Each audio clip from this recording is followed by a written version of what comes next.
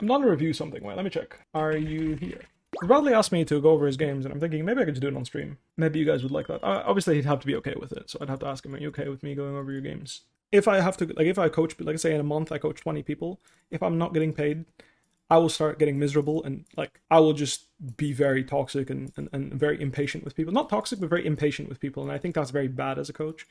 I'm just being real with you guys, like I said, that's just my current feelings. I don't know if you guys are comfortable with that, but like I said, I'd pay $200 for your coaching. I'm silver. Like that's what I mean, right? It's like I absolutely have no mind. Like I have no problem going through a game with you, reviewing, trying my best to help you get there. But I would definitely want to get compensated because I would feel that way. And then, like I said, like it just feels bad to coach for free when other people are getting paid. I know it's like greedy, but at the same time, it's like I value my time. I'm a human being on the planet Earth, and if other people are getting paid money to do the same thing I'm doing, and I feel like I can do it better than them, then it feels weird to not ask for money. I'm just like, look, dude, I don't want to, but if you're gonna fucking throw $350 at me, I'll fucking do it. You know what I mean? That's the way I see it. But for now, I do think it would be interesting, and it's something that I'm considering. And also, like, I'm happy to do some free stuff once in a while. You know what I mean? Just when I'm feeling it. But yeah, put some lights in your room. It looks like it's hurting your eyes. I think I'm fine, but thanks for being concerned. I personally think you deserve to be pro team coach at 400k salary plus minimum. I don't know about that. Never got to apologize for recognizing the value of your time. I agree. I just want to be honest with you guys. Like, I think the number one thing in terms of my own brand is like, I value is like, I was always honest. It made me look like an idiot sometimes. It made me look like a genius sometimes. The point is, I was always honest. And I want to keep it that way. And like, transparency for me is a big thing. Bradley's here. Do you want to go over your games on my stream? All right, Bradley's done, and like I said, sometimes I'll do this for free, so I'm gonna change the title here. Clip that as not my intent. Why did I misclick that? Coaching Bradley, reviewing last best of 5. There you go. So that's what I'm gonna do. 30k channel points for one game. No, I'd be more like 300k, bro. It would be a lot of points, okay? Like I said, like when I coach, I will definitely take multiple hours. And like I was saying, like I would be asking $200 for a coaching session if you're silver, for example, and I would spend 2 hours with you. Okay, it wouldn't be 1 hour thing, and I would like for me, coaching is all about asking like, how are you? Like, where are you at? The main issue for me that I have a hard time with coaching low elo players is they don't really have any confidence when they talk to me. So they don't tell me like, hey, yeah, this works for me. Sure, how long? Um, he's playing TFT right now, so I'll just keep you guys busy talking. But the point is like, I think I'm best at coaching, catering towards the player. So like, if you're a silver player and you're like, hey, yeah, I love playing Senna. This is what I do on Senna. This is the kind of routine I do. This is the build I use. Like, the more information you give me, the more I can cater towards your needs and what I think will help you. Because I'm someone that, right, in about 15 minutes. Right, let's do that. Plum to FF the TFT? Well, I don't mind. I can talk for 15 minutes to chat, right? It's all good. What I'm saying is like I can cater towards your needs, what you enjoy, and really give you advice that will help you enjoy the game because that's ultimately what you're getting. Like in my opinion, at least, if you're a silver player, yeah, you want to improve, but you also want to enjoy the game still, right? You're not going to go pro. Um, if you're a middle-aged person that just enjoys League of Legends as a hobby, I love that. My father, for example, does that, and I think gaming is should never be gate kept. And my idea for coaching session for people that would get that and pay that much money to help me out is like I would really want them to think about like, hey, like what is your enjoyable experience, what do you enjoy playing, what do you love playing, and then I coach you in how to win with that, like how can you proactively set goals. Like for example, you might be someone that's silver and you really struggle to get wins on Heimerdinger, or you might struggle to get wins on Jace and you really enjoy Jace, you love the champion, you love the design, whatever, like you'd love to play it more. And my idea here is if I'm giving you coaching and you're paying me money, I really want to cater that towards you enjoying the game and finding ways that you haven't been able to make work, champions that you haven't been able to make work but you love, that I help you make those work. So that's something that I would enjoy a lot more than like giving generic advice of like how to get better at the game, because it's like, yeah, I can do that, everyone can do that, but I don't think everyone can give, meaningful advice on how to make a champion work. I think that's something that you need a lot of experience for, giving you like build setups and stuff, watching your VODs, watching your gameplay. Like I said, like I say 2 hours, that's a minimum. I think like usually I would spend like 2 to 2.5 hours like working with someone on this, but like that's something that I would enjoy a lot. I think that is also worth someone's money because Like I said, that's a lot of fucking money, $200.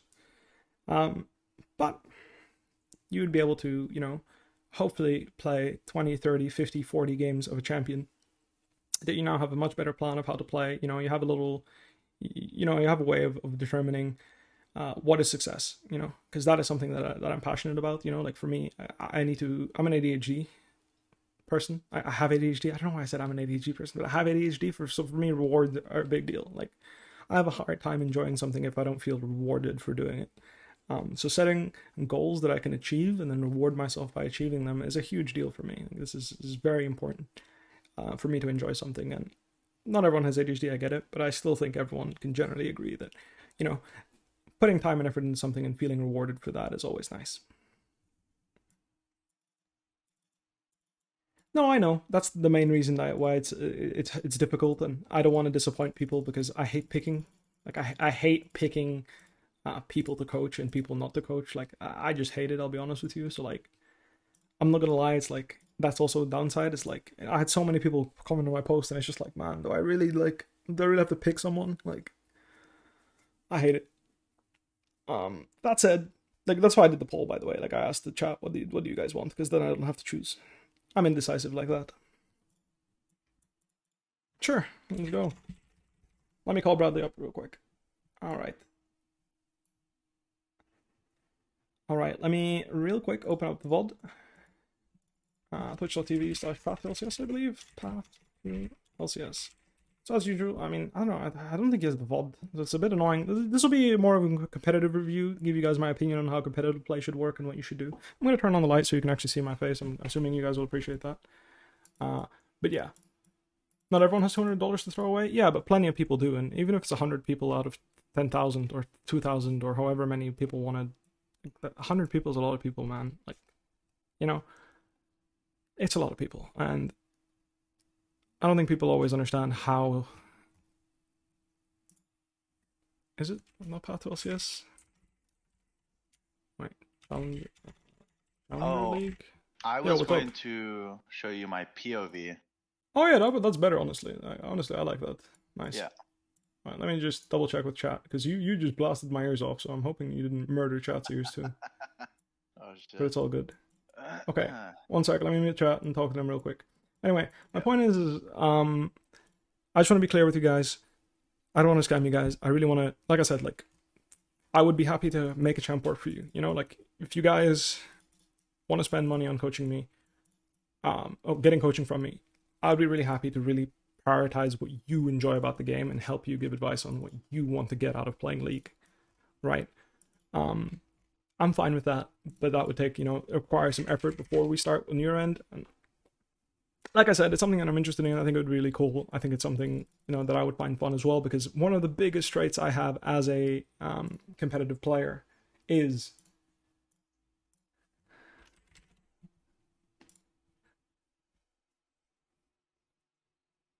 LOLdix, GL.GG. Guess what, guys? I make shit work. I play champions that no one else does. I spend a lot of time theory crafting how to make it work for myself. What do I expect from the champion? How to make it work? What do I do? Like, look at this fucking retard. Like, look at this fucking idiot.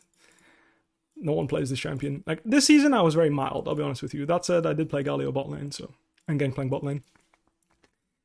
But like, look at this guy. Like, fucking Rengar's in my most played champions. I was playing Urgot when no one else was playing him. I'm playing Shen when no one else was playing him. I'm playing random shit all the time, man. Like, Silas was not very popular, I think, at the time. Actually, he was pretty popular when I played him, but like, I've played a lot of weird stuff over the years. Singed and Rengar come back. We see some Pantheon. We see a bunch of random shit. A little Zillion with press the attack top lane.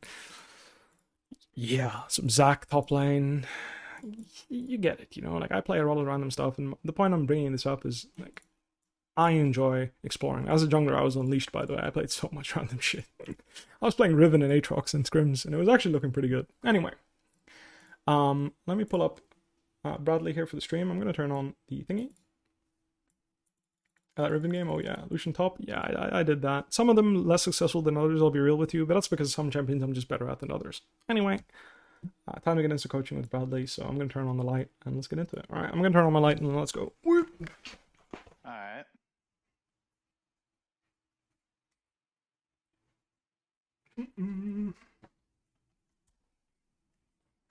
Nice.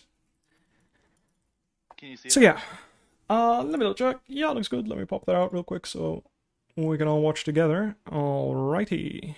Hide members. There we go. Perfect. Alright, let me double check that my stream can see everything. Minimap isn't covered. Great. Awesome. So, I used to get coaching from Coach Curtis and he had a very good community coaching that was pretty affordable. I do think his style only really works if you make it your full-time thing, though. Yeah, I don't know. I'm not sure. Like I said, for me, like it would mostly be one and dones. I'll be honest with you guys. Like, uh, I don't really have an idea of like coaching someone like over a long period of time right now, but we'll see. We will see. We will see. I'm happy to do it. If I don't get a team, I'll probably get into coaching a lot in the next season. Like if I for summer don't find a team, I will probably do a bunch of coaching and actually make it a thing. And yeah, at that point I'll be like, well, if teams don't want me as a player, then maybe I can convince them I'm smart and I can coach them. Do I stay in an A or go back to the C? I would prefer to play another year in an A or another split at least in an A. But I'm happy to go back to Europe in this case. All right, Ottergod, MyCap, and Joyflow. Thanks for subbing. All right. Let's just go over draft real quick. Do you have a moment where you press tab and you can give me your thoughts on what you were drafting and why you picked it? Or is it like a blind angle or something? Like maybe... Oh, here we are. Was it a counter pick? Was it a blind? What are you thinking? No, this was a counter. There wasn't really, I mean, there's two choices, I think, in the slot that we were thinking. Either Tank or Olaf into an Tank or Olaf? Okay, sure. Yeah. Yeah, I agree. I just thought Olaf has great value versus this. Yeah, if you can manage to get the mod dance, I agree, you're in a good spot. But Viger can be very difficult for you if you are not careful. But I think Olaf is a fine pick. I also think early game can be difficult to navigate against Maokai plus Renekton. It's pretty easy for them to set up a kill on you, I feel like. Yeah, and 2v2 you should be losing. This game did not go very well. Wait, really? You think 2v2 is like pre-6? Yeah. After 6 you smash. Bradley's very low? Okay, wait. Let me fix that. Oh, one sec, guys, one sec. I got it. Right. I doubled his volume. I didn't double it, but I went from -20 plus 10. Whoa. Whoach. Alright, go. Talk. Hello. Test. Okay, now you might be too loud. I don't know. It's fine. My chat will tell me. Yeah. So anyway, yeah, sure. I mean... Yeah, no, basically I think pre-6 is like, it's really easy for them to just kill you because Renekton just like, he can just trade. Like, I feel like it's just pretty easy to gank. That's perfect? Okay, great. I think it's just pretty easy. I mean, I don't think it's easy, but like, if you get chipped down at any point and your wave's ever in like a nest spot, or even if he has a slow push, like, you're vulnerable, I think, to a gank. Like, they both flash on you, it's pretty easy to burst you down. Yeah, like, I agree. I think you have to play really solid, and like, there needs to be no gaps in your play for you to be able to like get really good base timings together with Wukong, and just, like, I don't think if you're really high health that it's easy for them, but I also don't think, like, there's a really fine line between you being healthy enough to not get bursted and contesting him enough that like you call him on his bluffs and you play safe when his jungler is there. So I feel like that is hard because Renekton's obviously always going to short trade you, and he might even trade a little harder than he should, and it's hard to really tell if you should pop Ghost and just fucking kill him there, because if Maokai's there you look like an idiot and die, and if he's not there, he looks like an idiot and you punish him, so it's like a bit scary. Anyway, like I said, I think it's the ball's in his court and you have to kind of just defend. Nice. Oh, that's fine, I don't mind. I'll be asking about comms and stuff. I just wanted to go over draft real quick. Like, any champions that you personally think you could have picked there that you would have liked to? Yeah, looking back, I kind of regret not picking Cho'Gath here, I think. Okay, I mean, I think Cho is not bad, but I'm also not a huge fan of Cho. I feel like enemy team, like, I mean, I don't know, the whole comp is like, I feel like if you pick Cho, you make Annie's value go down, which is kind of smudge for Annie. I do think solo AP for Annie's nice. I don't think Olaf really cares. So picking like Cho'Gath here can be a little iffy. And then, like I said, I don't know how you feel about the matchup, but I think that can also be very scary into Maokai Renekton. What would you have picked here, R5?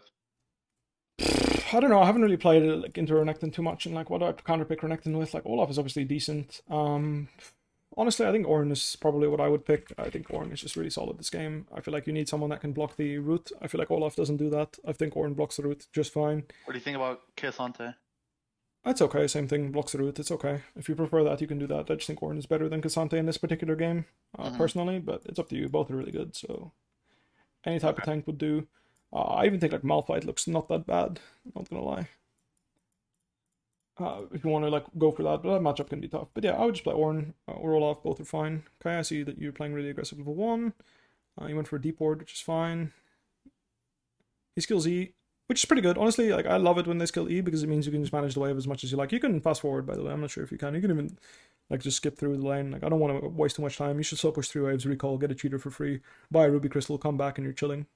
Right. So we'll see what you do. Our decision, I kind of fucked up my wave a little bit, but That's like okay. I didn't time the crash perfectly, but I timed it enough to where No, it's fine. to This is invade. fine. Yeah, this is fine. You'll lose some CS, but that's life. Yeah. Okay, so you're giving up your like really like you're giving up your comfortable game for an opportunity to invade and do something, right? And you should be recalling in this bush. The first thing is like you should be recalling where like in the bush that you're in right now. Like recalling here is perfect. You don't need to take the CS. The wave is bouncing to you. Recalling and really setting yourself up to spend gold, get that ruby crystal because you need to unlock that ruby crystal to be in a good spot. Like my point is like you can queue this creep and then go back to invading and like be annoying in their jungle if you want to. But if this goes wrong, obviously your game explodes because you have no TP. He has TP. So I'm really hoping this doesn't go wrong, but again, I don't think it's illegal what you guys are doing. I think it's totally fine. What you're doing is just making sure that your jungler is having a really good game, and as long as you can catch the slow push, you should be happy. So the mindset here should definitely be just let him slow push on you. I think what you're doing makes sense. Sucks that you lose some XP, but again, he's just playing well. We're just being chilling. Makes sense. I mean, looking back, I definitely should have recalled because, he has TP advantage. No, I don't think you should have recalled, like, guaranteed. Like I said, like, if you recall there, then Wukong can't go for Grump because then that's an int, because Renekton can just collapse on him. So it's like, it's just, the reality of the situation is Wukong needs to urge his clear into coming to give you a push out. This is non-negotiable. If you hover there, he needs to come back and push out for you. And if he doesn't, then you just take the L. Here, recall. 20 out of 20 times you catch this wave and recall here. You have no other choice because if you base TPs, obviously you're fucked. So really good. Happy to see that you're doing that. Makes a lot of sense. But the point is like, I mean, first thing is, can you go back in terms of itemization? I was waiting to see. I don't see the gold, but it's fine. I can see it in the shop. You have Ninja Tabi here. Like you should just slam Tabi here. I really don't think you should be trying to proactively, buy pickaxe to try and win the lane. I think you just sell your cookies, wait until you're full health, buy a pair of tier 2 shoes, run back the lane. You're going to be bing chilling. He's never going to put you in a position where you can possibly die to him. You have tier 2 shoes, so you can escape ganks super reliably, and you're just playing to go even. Because, like I said, look at the jungle difference, right? Like this is where you invested your resources. You didn't play to get advantages yourself. You should commit to that and play safe. Prioritize ruby crystals, prioritize Ninja Tabi. Try to stay alive. Try to keep the game as stable as possible, because if the game goes stable and we get to Divine Thunder for Wukong, that's where you get your big win. You're still going to be stronger than Renekton. What do you think about like an anti-heal first item? No, I think it's terrible. Just buy the Ninja Tabi. Like I said, if you can afford tier 2 shoes, just buy them. Like you walk back the lane, you'll get more XP as well because you're walking back the lane, so it mitigates the fact that you TP'd back a little bit, because TP is literally crossing distance in this short amount of time, right? So I just think it would help you, dodge back and forth. Like right now, you're farming with Q and like dodging back and forth. You'd also be tankier, which I also think is valuable. At the end of the day, if you catch the big waves and stuff, it's like it's all okay, right? It's a-okay. It's not the end of the world. You catch the wave, you're fine. I just think Ninja Tabi will help you be a little bit more robust and not feel so bad trading with him. Like if you take a hit, like it's okay because you don't take as much damage, and it's harder to put him in lethal. Like it's harder for him to put you in lethal range, is what I'm saying. Yeah. And that can be pretty good. But yeah, like you missed some experience because you hovered. You missed some. He has TP, so you're missing even more experience. You're pretty much down like 1/3, like a third of a level. And from that point onwards, it's really hard in this matchup to play for an actual advantage unless you play like a psychopath, right? So like, if you're playing to like, fist fight him on every CS, then you can absolutely play for an advantage. But I just don't think that makes sense. The way the game is going, you're waiting for Wukong either way, which is again why. Just giving you context as to why I think it makes more sense to play a defensive build. Because if you're playing like this, you might as well have tier 2 shoes and be harder to gank, be tankier. Yeah. You'll also feel more comfortable to walk into the wave and fight because it's harder for him to finish off and kill you. Because that's the thing, right? Like since Wukong, like you're basically giving everything, like all your timings, everything relating to laning is you're basically giving it to Wukong for him to get an advantage, right? Mm-hmm. You're playing around his timings. You're permanently fighting around him, always doing things around him. Here, I think that what you can do, and something that I really recommend, is like you run straight into top. Like you go back here, like you run with your ghost, you run top. Yeah, you say, fuck this shit, I'm useless, bye. Because if you can fix your wave here,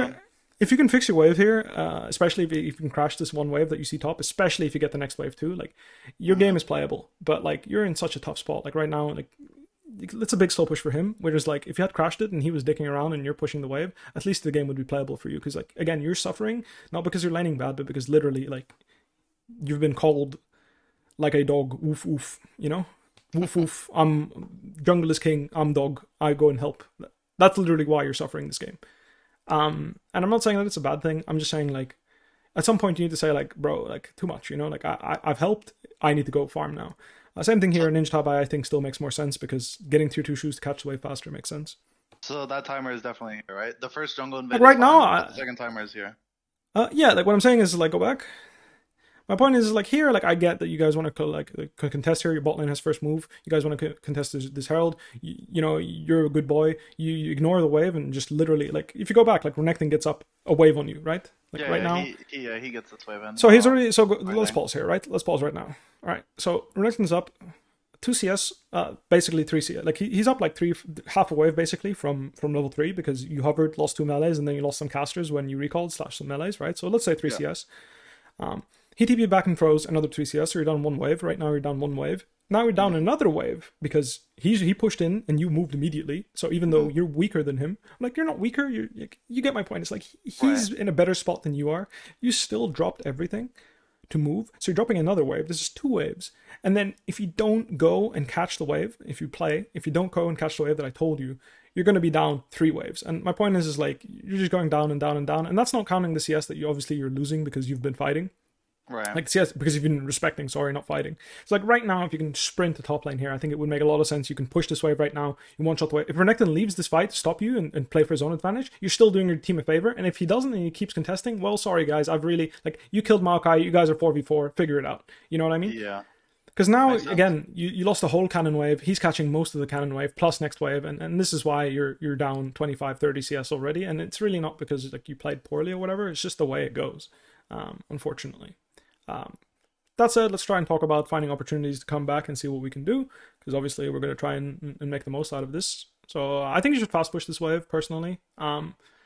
Reason being is because you don't want to slow push the wave because you're vulnerable right now. Unless you feel confident that you're going to fist fight him and play aggressive on this next wave, which I do think in this matchup you can do. You just have to be really manly here. So I don't think you can play with this much respect. It's not allowed. You have to play much more aggressive, and if you don't feel comfortable doing that, then like I said, you should have just pushed that wave. I do think it's in his favor. So like this is what I mean. Like if you go back, like if you crash that wave, he's not going to be there, right? Like because he's catching, like he's recalling and walking back. So if you fast push the cannon wave right now, you would bounce the wave towards you, and it's much easier to play the game slow. But him hovering topside here, the Maokai, for example, like he crosses into bot here. Like I think you should have been way more aggressive here. Like you're so much stronger than him right now. Even when both of you have ult, you're just 20 times him right now. And I think you should really leverage that and play like a fucking psychopath. Because if Maokai like hovers into bottom and then back into top, you guys get Drake for your death, worst case, and you're probably going to get the wave anyway as you die. It would suck still, but like you have Herald, like it's a good timing for aggression to happen here. And I think that like having the wave in this position just means that he can trade with you like that and leave, which he should not be able to do in other cases, right? He should never be able to allow to leave like that and keep the wave and freeze it in you and just make your life a bit miserable here. Like I said, I think that's a good fix for that. And yeah, it's just really hard for you to right click creeps because you got put in a position where you're like not contesting hard enough. And here I think you should just pick a CS where you're gonna queue the CS and then run for the plant. So like in this case, like you just say, you know what, fuck it, I'm gonna W. I'm gonna queue ideally the cannon. So if you go back when you threw the cannon at the range creep here. Like here, I think your Q. Sorry. So go back to when you threw Q at the range creep to CS it. I really think you should just say, you should in your mind right that Q right there. Yeah, this is the one I'm talking about. Go back. Yeah, you should just say. And honestly, this is for any CS at any given point. You should just like, I'm gonna CS this creep with Q, and then whilst my Q's on CD, I'm gonna run to this plant that I see on my ward. I'm gonna take it, and then I'm just gonna fucking crash the fucking wave, no mercy. And my Wukong's in the river. If they come and fight me, let's fucking 2v2. I think it just sets you up best for a 2v2.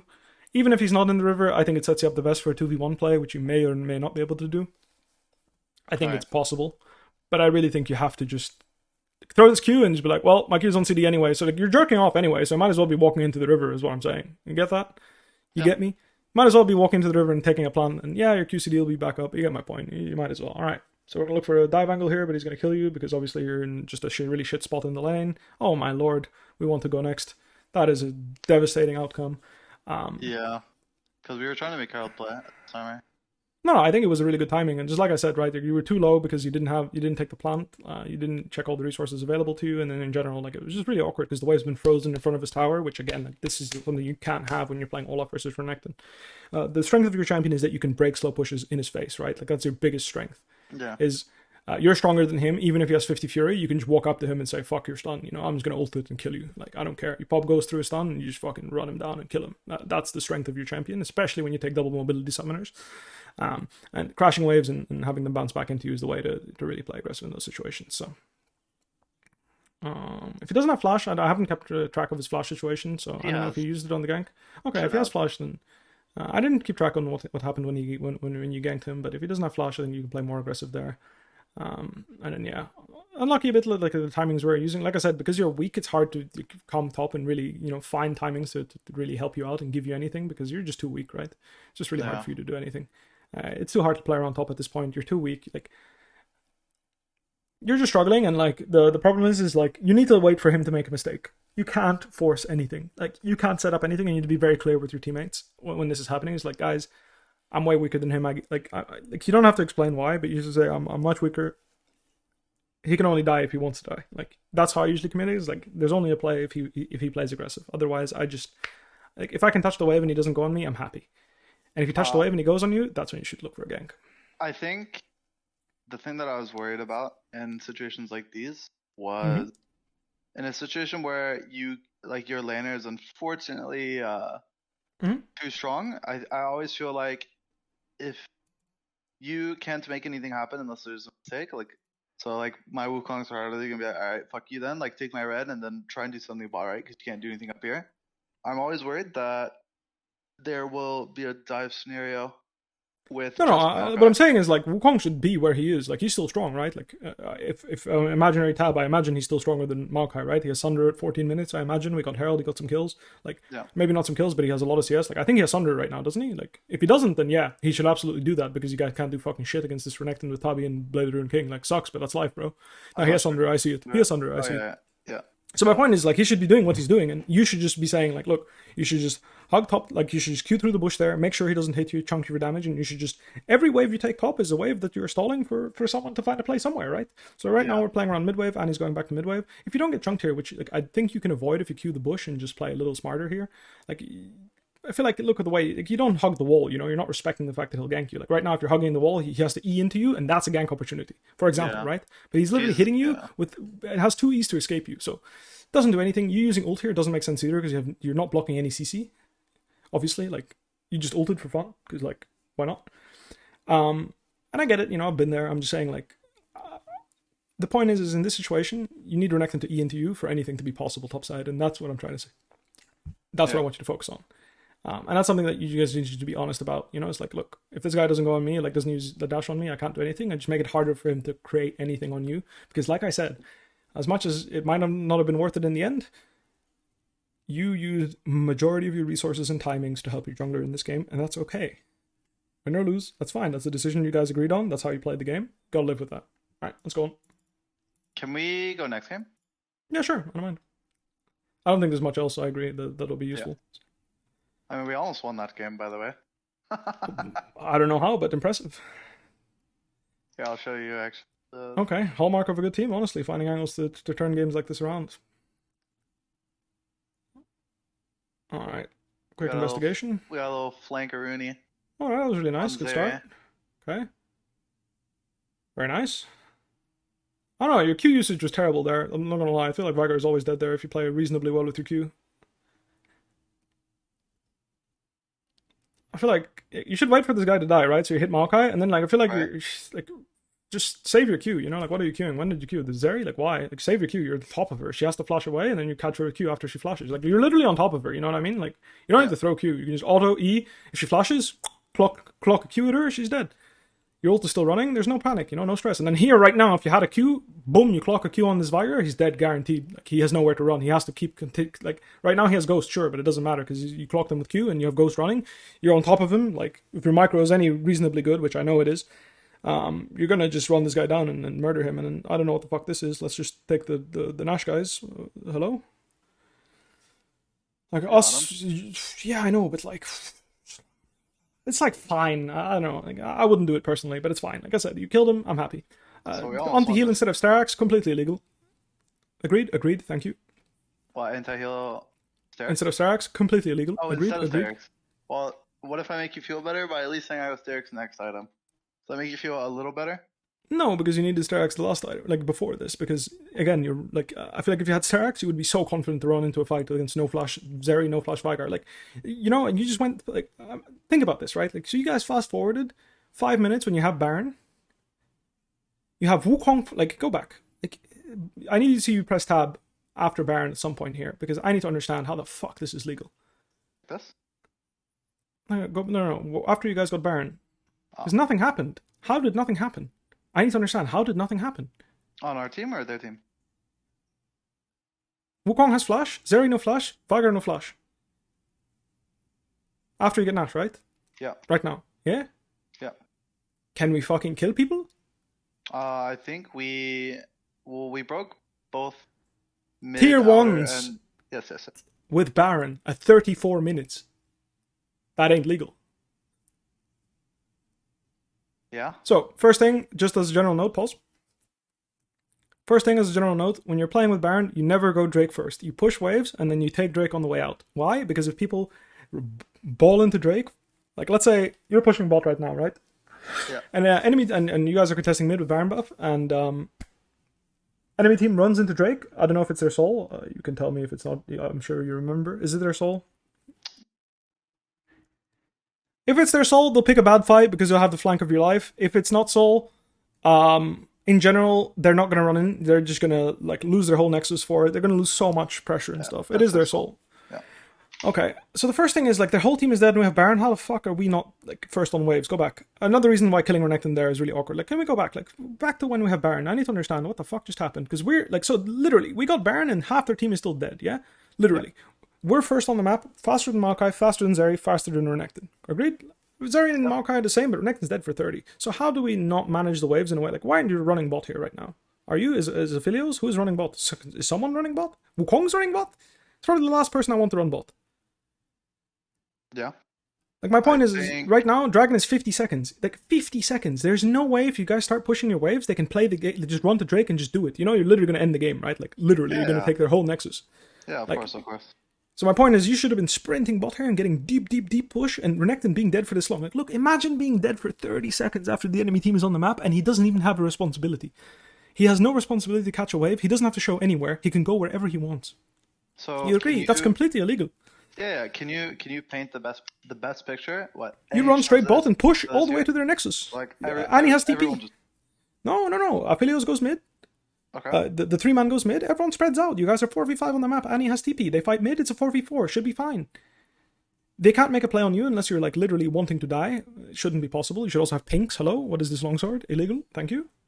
Pinks so that you can protect yourself. Like, Wukong can even go through the jungle and get some information, scout for you. Like I said, you guys are out on the map at the same time. Vigar Rakan cannot kill anyone by themselves, can they? And if they do, literally, like, anyone having a pink, you fucking drop a pink, buy 2 seconds worth of time, Annie TPs on that. Good shit, you know, this is what we want to see. Action. This should be our turn. And enemy team is first on touching waves. Enemy team is first contesting space. How? They're dead. We gave them the space because we didn't want it, not because they earned it. That makes no sense. Agreed? Agreed. Thank you. Alright, good enough. Next. We were blue side this game. Okay, comment Sion. Not a fan, but sure. So it's R5. Yeah, it's fine. Like, matchup is fine for you. Draft is fine. You blind Sion because your comp is Renala Filios Vi. You want something stable on top side. You want to press on a Zeri R, and that's pretty good. Right. Let's see how the laning phase goes. Darn Shield makes sense. No resolve, up to you. I mean, I think conditioning can be interesting if you don't feel like you need second wind. I would prefer that on Sion personally, but what did you take? Spellbook? Oh, I took always, yeah. Cookie's Cosmic. I always like Spellbook because you get access to Inspiration plus Resolve, which I think are Sion's best trees, because Approach is really good. I would personally play Approach in this matchup, even if I'm not playing Spellbook. I even would consider playing Grasp, honestly. Like, I've played this matchup a lot, and playing Grasp plus Approach in this matchup, you can actually beat him up quite often. So that's what I would do.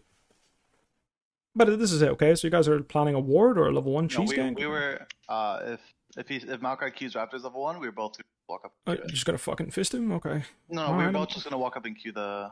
Yeah, in other words, fist him, you know? Like, you try to get in there and, like, bonk him on the head, see those Raptors, just joink. Yeah, you get my point. Alright, start Q, so you're going to just try and fucking whack him with a Q here. That should be a Q. I don't know, you waited really long, but fine, we hit it anyway. That's going to be the game plan here, is just to whack him with Qs. and just, win slowly. So yeah, you can just fast forward, and obviously no point in me judging your Qs. I wouldn't do EQ ever if I'm not the one pushing the wave personally, especially like you lose so much free HP, like you lose like half a ruby crystal here because you skilled thingy first, which is kind of weird. But again, it doesn't really matter. It's like whatever. Like, who cares? All right, pretty being chill. We're just chilling. All right. Yeah, sure. If we can crash this wave, we get a clean recall.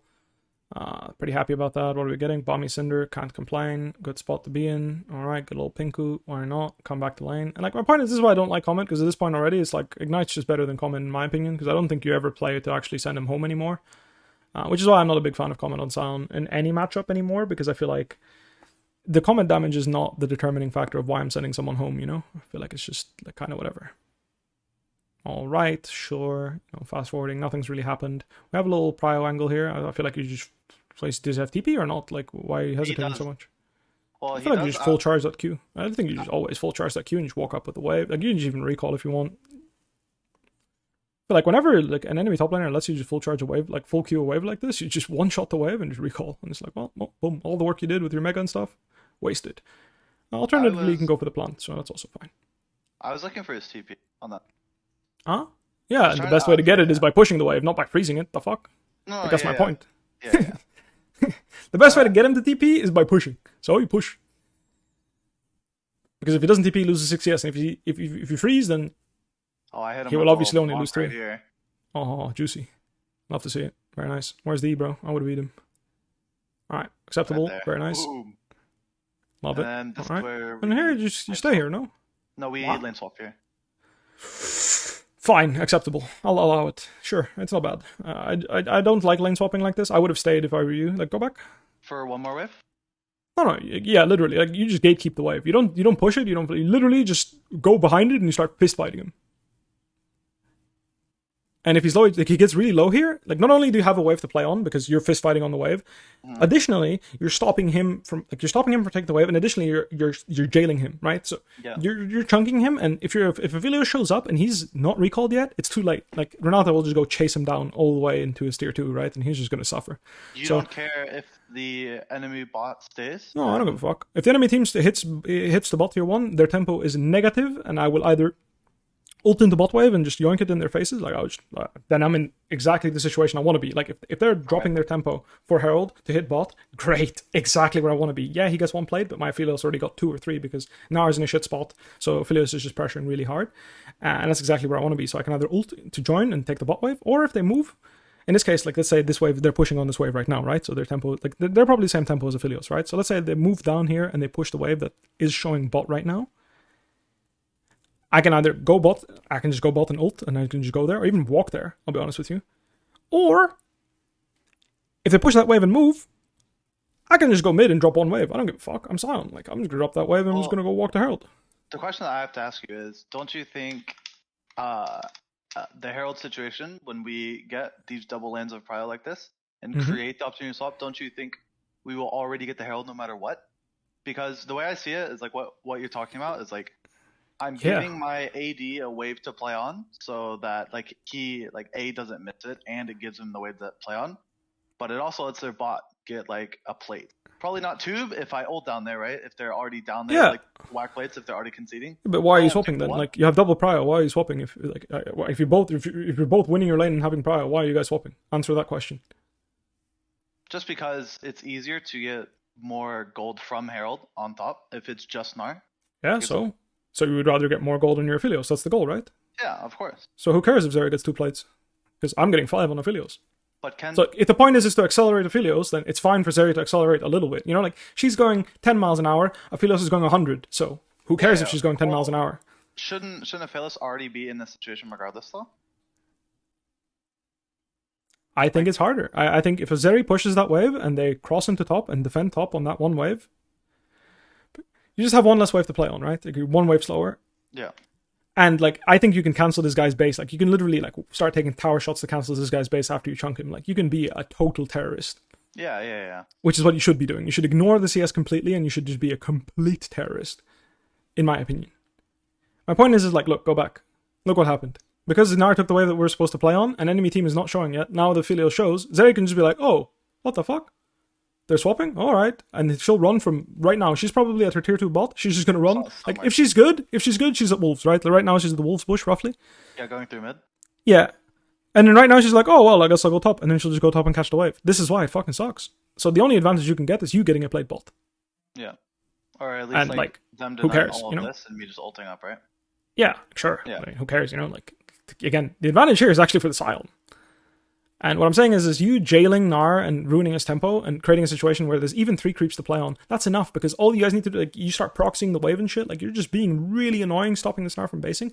Like that's what I'm saying. It's like, your plan is to accelerate Aphelios, and you guys are happy if you're accelerated and Zeri's accelerated. And the point is, without Herald, Zeri's never going to get 5 plates. She might even get 3 plates, and you might get 5. You're still happier than she is, yes? Yeah, I agree. That's the point. So, like, you invest all resources to make sure Aphelios gets that gold, because if you don't, this can happen. Because we used our tempo, we used our tempo not to pressure, we used our tempo to go drop wards. That's what we did, right? If you go back and check what your top side is doing. After Aphelios pushes the wave that he should be pressuring on, because this is his wave, right? He goes to ward and get Herald. But the whole point of a swap is Aphelios is pressuring whilst we're doing Herald. This is the value of it. If not, like I said, why isn't Aphelios just bot right now and the one moving? Like, he just gets more CS. He literally is in a worse spot. If he's winning lane, which he should be, because I'm assuming Renata Aphelios is winning lane, correct? They should have been. It's like, yeah, like, and by winning lane, I don't mean like smashing them 2v2, 20 CS up. No, just like a comfortable game where Aphelios has the prio.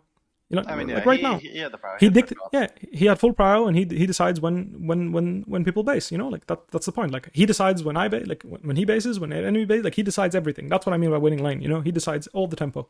And my point is like right now, I don't see, like, you're stronger than, like, you literally chunked him 2 top, right? Like, you're in a better spot than he was. And Sion in general is a champion where if you can start channeling Q in matchups like Gnar, and like right now especially, like right now, if you, once his mega is out here, you walk up to the next wave and start queuing it, there's nothing he can do about it. Like right now, you know, like right now, you walk up, she queues nothing, right? You just walk, no, not there. You just walk up to the wave and start queuing. You just start hitting it with basics. He walks up to you, you queue him. He doesn't walk up to you, you full charge that queue. Let him hit you. It doesn't fucking matter. So you're saying you just blow up that wave and you have perma prio. Mm-hmm. Like, my point is you have perma prio. You can ult into mid. Like, you can dive in with Lissandra. Like, mini Gnar right now. You're telling me that on this wave, next wave, let's say next wave, you guys just go bot and play standard game that Lissandra, if I can't one-shot this mini Gnar? No, you can. Absolutely. Yeah. So my point is it's much harder for the enemy team to play, because not only is Herald harder to contest, because you're keeping prio, like real, like huge prio. You're taking the wave like before it crashes neutral. Like, you're taking it in front of his tier 1, basically. Like, you're making it miserable for him to even play. You're going to chunk him slowly, because again, like, you outplayed him. You're in a way better spot than he is. He's mini, chunked, and you have better base than him. Like, you're just in a better spot. You go back, actually, you only have bombs, right? So you don't particularly have a better base, but you're just in better conditions. Look at the situation. You have 3 cookies left. You have a health potion. Like, you're just in better conditions. Agreed? Yeah. He's just really sad for the next 2 or 3 waves, and then when he gets mega, he'll be fine again, and that's when you'll slowly start losing. But my point is like, for the next few waves, you can just crash him waves in his face and base whenever you want, roam whenever you want, do whatever you want. You have full control. And you want to swap here, that's fine. My point is just like... So if we want to go about this Herald sequence, just keep prio, go through mid, Okay, first thing is like, it depends what your team wants to do. All I'm saying is like, I would be really disappointed in my team if the Herald sequence is us matching waves and nothing happening, which is exactly what happened. Agreed? Because I'm winning lane, we have prio bot, we have prio top, we have prio mid. Well, what would you consider nothing happening? Because I mean, we do get Herald. So like I kind of asked you, what would I think that's nothing happening, because you should get Herald no matter what, because you have full prio in 3 lanes. Right. So like, Vi can literally start Herald with your bot lane, chilling in lane, pushing the lane, and you'll get Herald, because you have so much prio on Gnar right now. Like, this wave and the next wave, Gnar can't even like do anything about you pushing the wave in his face. Like, you can actually face tank him and still be stronger than him at the Herald fight. Mm-hmm. Okay. That's how much stronger you are right now. That's what my point is like. And Lissandra is obviously way stronger than LeBlanc as well, right? Yep. Anyway, like, that was just like my opinion. Like, obviously Herald is like iffy and situational, but like, generally speaking, if I'm playing a tank and I can just push the wave in his face and just be really annoying in a lane swap situation, I prefer doing that. And yeah, my AD gets 1 wave less, but that's not why he's swapping. He's swapping to get plates, and the best way to get him plates is to make the enemy top laner not take your minion wave, because you need minion waves to take plates. And yeah, it can feel a bit weird, but trust me, it's much easier to get plates for your AD. Even there, like, I wouldn't even mind like just full on lane swapping and opening bot. Like, I've had situations where I would open bot there, and I would just literally start laning top and just going behind this tier 2, cancelling this guy's base and just being a terrorist. And Zeri gets solo plates, it doesn't matter. At some point I'll recall an old bot, she can get 3 plates, I don't give a shit, because we're getting Herald plus 5 plates top. So yeah. Like, Like I said, you're trying to accelerate the game. So the way you should look at it is Aphelios wants to go 100 miles an hour. And even if Zeri goes 80 miles an hour, right? She gets 3 plates or 4 plates, 65 miles an hour. It doesn't matter. You're still speeding up the game too fast for her. And even if Zeri gets the full tower bot and Aphelios gets the full tower top, obviously if she gets the solo tower, it's a bit too much. Because like that's OP. Because you get a lot of gold if you're solo and he'll be sharing it with Herald and stuff. Yeah. The point is, like I said, like giving up 3 to 4 plates, it's fine there as long as you guarantee Herald plus 5 plates for Aphelios. Because that's what really matters. Is accelerating Aphelios and reaching mid game. Accelerated because that's where he's stronger than Zeri. That's what he's trying to achieve. All right, little driving action. We love it. Love to see it. Very nice, little solid stuff. Trying to take the space here. Yeah, I think that's it for as far as laning goes. I think I had a pretty good idea of how to play like mid-late game. I mean, yeah, nothing happened. Show me. I need to see it. You guys won this game? Yeah, we won this game. I mean, nice, okay. Show me. Well, let's go for it. Okay. What I said to happen wasn't exactly happening, but I still think it was the best idea of how to play. So basically, sure, as a let's just watch. Mm-hmm. As a concept, I was saying I should play to match LeBlanc because she can't do anything into me, and we should just put Lissandra into Gnar.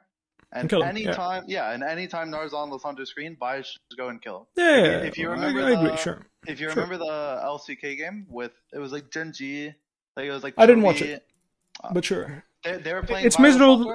I know it's miserable to play against like Lissandra and your mini Gnar. I get it. If you don't have Mercs, you can't play the game. I agree. It's for many control mages this way. Orianna, Victor, all of them. Mini Gnar without Mercs, you can't play. Like it's unplayable. Yeah, but we didn't really do that, and unfortunately That's fine. Go back. Let me investigate. What happened here? What happened here? Go back. What the hell happened? Go back. Why did we drop 0-1 mid? Let me understand this. Timer into mid makes sense. Use your time. Investigate. Bot wave is here. No one's here on the mid wave. What the fuck are you doing? You're taking it? Why? Aphelios is going to catch that wave. You changed nothing in the sequence. All you did was open bot when you can defend it. I think this was our second Herald timer. We wanted second Herald. Yeah, and my point is you can take this wave in Gnar's face, get ganked, and literally piss on both of their keyboards and walk away, and then go mid still. Like, that's how little threat they have on you. Like, literally, you could be standing... Like, what you're doing right now is good. Now go back into bot. Once his mega is out, you can literally stare at Maokai and like they can try to kill you. And worst case, you ult into their base and you waste literally... Like, you'll get a tier 1 mid or tier 2 top. Like, that's how much tempo you'll create. Agreed? Like, you can't die right now. So I do have a question, though. If Vi... Let's just say, for like an argument's sake, Vi had better tempo. Okay. If Vi was hitting Herald on the timer, do you think committing like this is fine? No, you just hover. Like, what you're doing is good. Right now, it's perfect. Just go back bot now. Yeah. Okay. If Vi is hitting the Herald right now, when your Aphelios is in base and your Lissandra is at tier 1 top, fucking report him. Okay.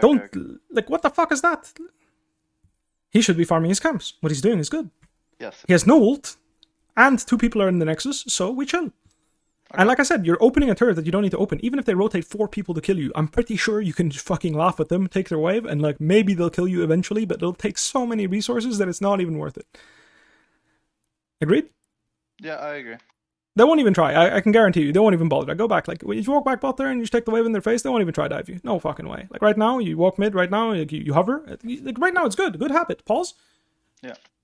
Vi is in base. Lissandra is going top. Aphelios is mid. Like, in his Nexus. What are you doing mid? Nothing. Is Aphelios taking over top here, going top? No. Is he going to make it for the mid wave? Yes. Why take his farm? Yeah.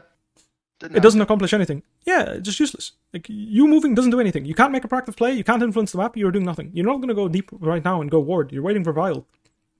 Okay. What you're doing here accomplishes nothing, so just go bot and catch the wave and be a terrorist, because you can be. You're really strong. And this is the problem, right? Because you didn't go bot and be a terrorist, what happens is Gnar will get a timer on you because you used a timer. So if you use a timer, you have to go be responsible and go catch the wave after, which means he gets a timer, which is why you can't match him here. Because normally you could actually be like constantly getting... Because you agree with me that you're strong enough to like take the wave right after he takes it, right? Like, so you don't have to be scared of him jumping on you and like fist you. Yeah. He's not at that point yet. Yeah, he's not at the point yet. He needs cleaver. Like, he can chunk you, but it's like, whatever. You just eat him, you probably press W, and you're like, oh, whatever, man. Like, just leave me alone. Yeah. You can walk it off, basically. That's a good way to put it. So my point is like, try to do that, make him use resources to push you in, because you really want to, like, if you match Gnar here, like, every time you take away from Gnar, he's sad, because all he can do is push this game, right? Right. Because as soon as there's more members involved, 2v2, 3v3, you're just a stronger champion than he is, unless he's Mega, and that's all up to you, right? If you fight him with Mega or not, that's totally up to you. Alright, you can roll the clip.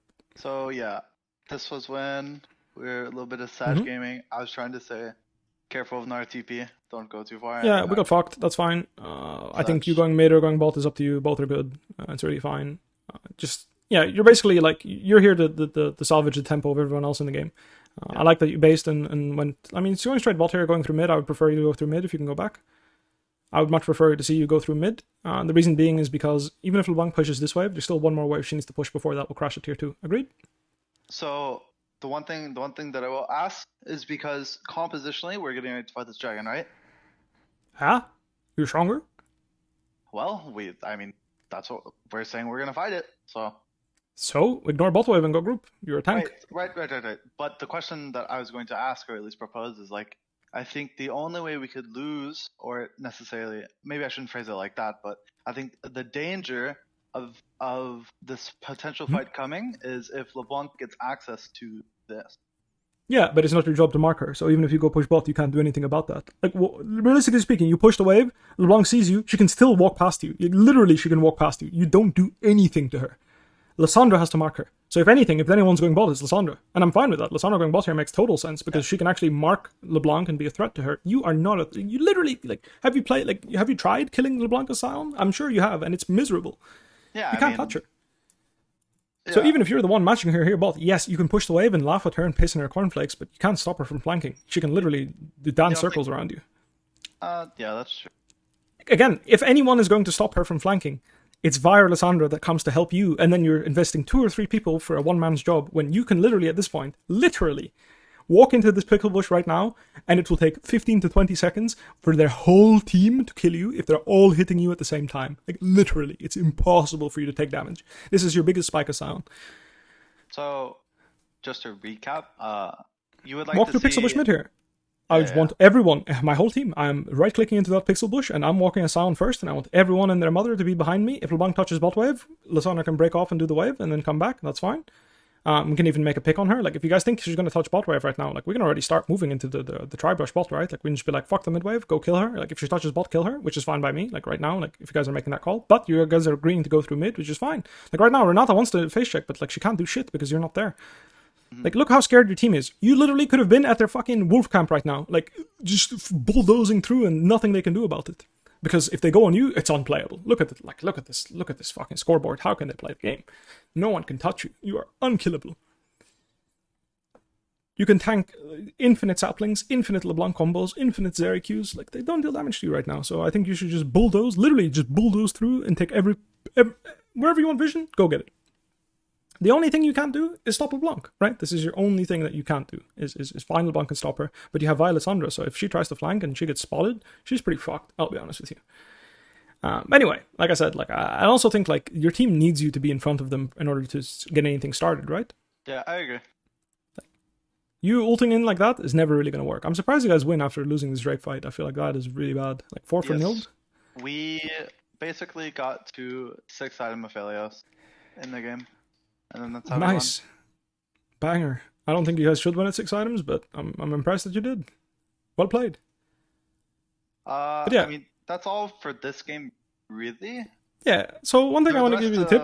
If you're playing a tank, identifying when you can't die is really big if you're having a good game. So this game, you're having a good game, right? You're 9 to 10 CS per minute, Sion, you know, you got a little kill somewhere. You're in a very good spot, right? So identifying, like, guys, they can't fucking kill me anymore. Like, there's no way. They can't touch me. Anywhere I go, I get vision. Just tell your team, either come to me and get prio for me, or if you can do it by yourself, get the prio and then move to your team, and then just bulldoze through, you know? Just be like, this is my vision. If you guys are on my screen, I will ult you and you die. If you're not on my screen, it's my vision. And you're a happy panda, your team will be a happy panda. Really try to make sure that you use your, like, create timings. Like, just, I'm pushing this wave and I'm moving. And then continuously ask, you know, like, I want to make a play. I can't die right now. Can we do something? Like, if your teammates, like, remind people, is like, guys, I still can't die. Really would love to make another play. Like, this guy has no flash. Like, make plans. You know, you're a tank. You don't require any mechanics. So just make plans. Constantly talk for people. Like, talk for Aphelios. Talk for Lissandra. Like, make it easy. Like, as you're walking out of base, can you go back to the frame where, like, you were talking? As you're walking out of base, for this dragon contest. That's the one I want to see. Like, as you're walking out of base and you went to bot lane, right? Like, you should be making plans for everyone because you're a fucking tank. You're brainless, you know? Like, you don't take mechanics. You don't have to pay attention to your character at all anymore. Like, as you're walking out of base right now, you have all the information you need. You'd be like, I'm running in, like, I would just say, I'm running towards this pixel, I'm taking everything. If LeBlanc goes bot, I don't care. Like, open bot. I'm just bulldozing through the pixel bush and let's just take all the space. Yeah. I don't care, right? That's what I would say. But like you saying, like, you telling your mid jungle that, guys, if LeBlanc touches this bot wave, let's kill her. Fuck mid lane, let's just kill this guy bot, he's gonna int. I think that's also a good call. My point is you should be making calls because your champion requires no mechanics. Like, Lissandra has to think about how to play the next fight. He's thinking about, like, you know, who do I ult, when do I do what? Your job is literally just run in a straight fucking line and take as much damage in CC as you can. Like, it takes no brain. Like, at this point, you can turn your brain off and, like, your mouse can disconnect, right? Having right clicked into the enemy team, and you'll be doing your job. It takes no skill. Aphelios needs to think like, you know, what angles can LeBlanc come from? How do I play? How do I match? Vi's thinking, who can I ult? Renato's like thinking about her positioning. Like, you're a fucking tank, man. Make plans, talk to your team, ask them questions. How do we want to contest? Where do we contest? How do we play? Etc.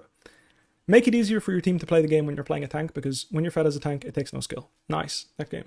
Did you buy Hellbreaker and split push, or how did you only have 5 assists in a game that lasted that long, or was it just like a total banger? No, I mean, it was a total banger.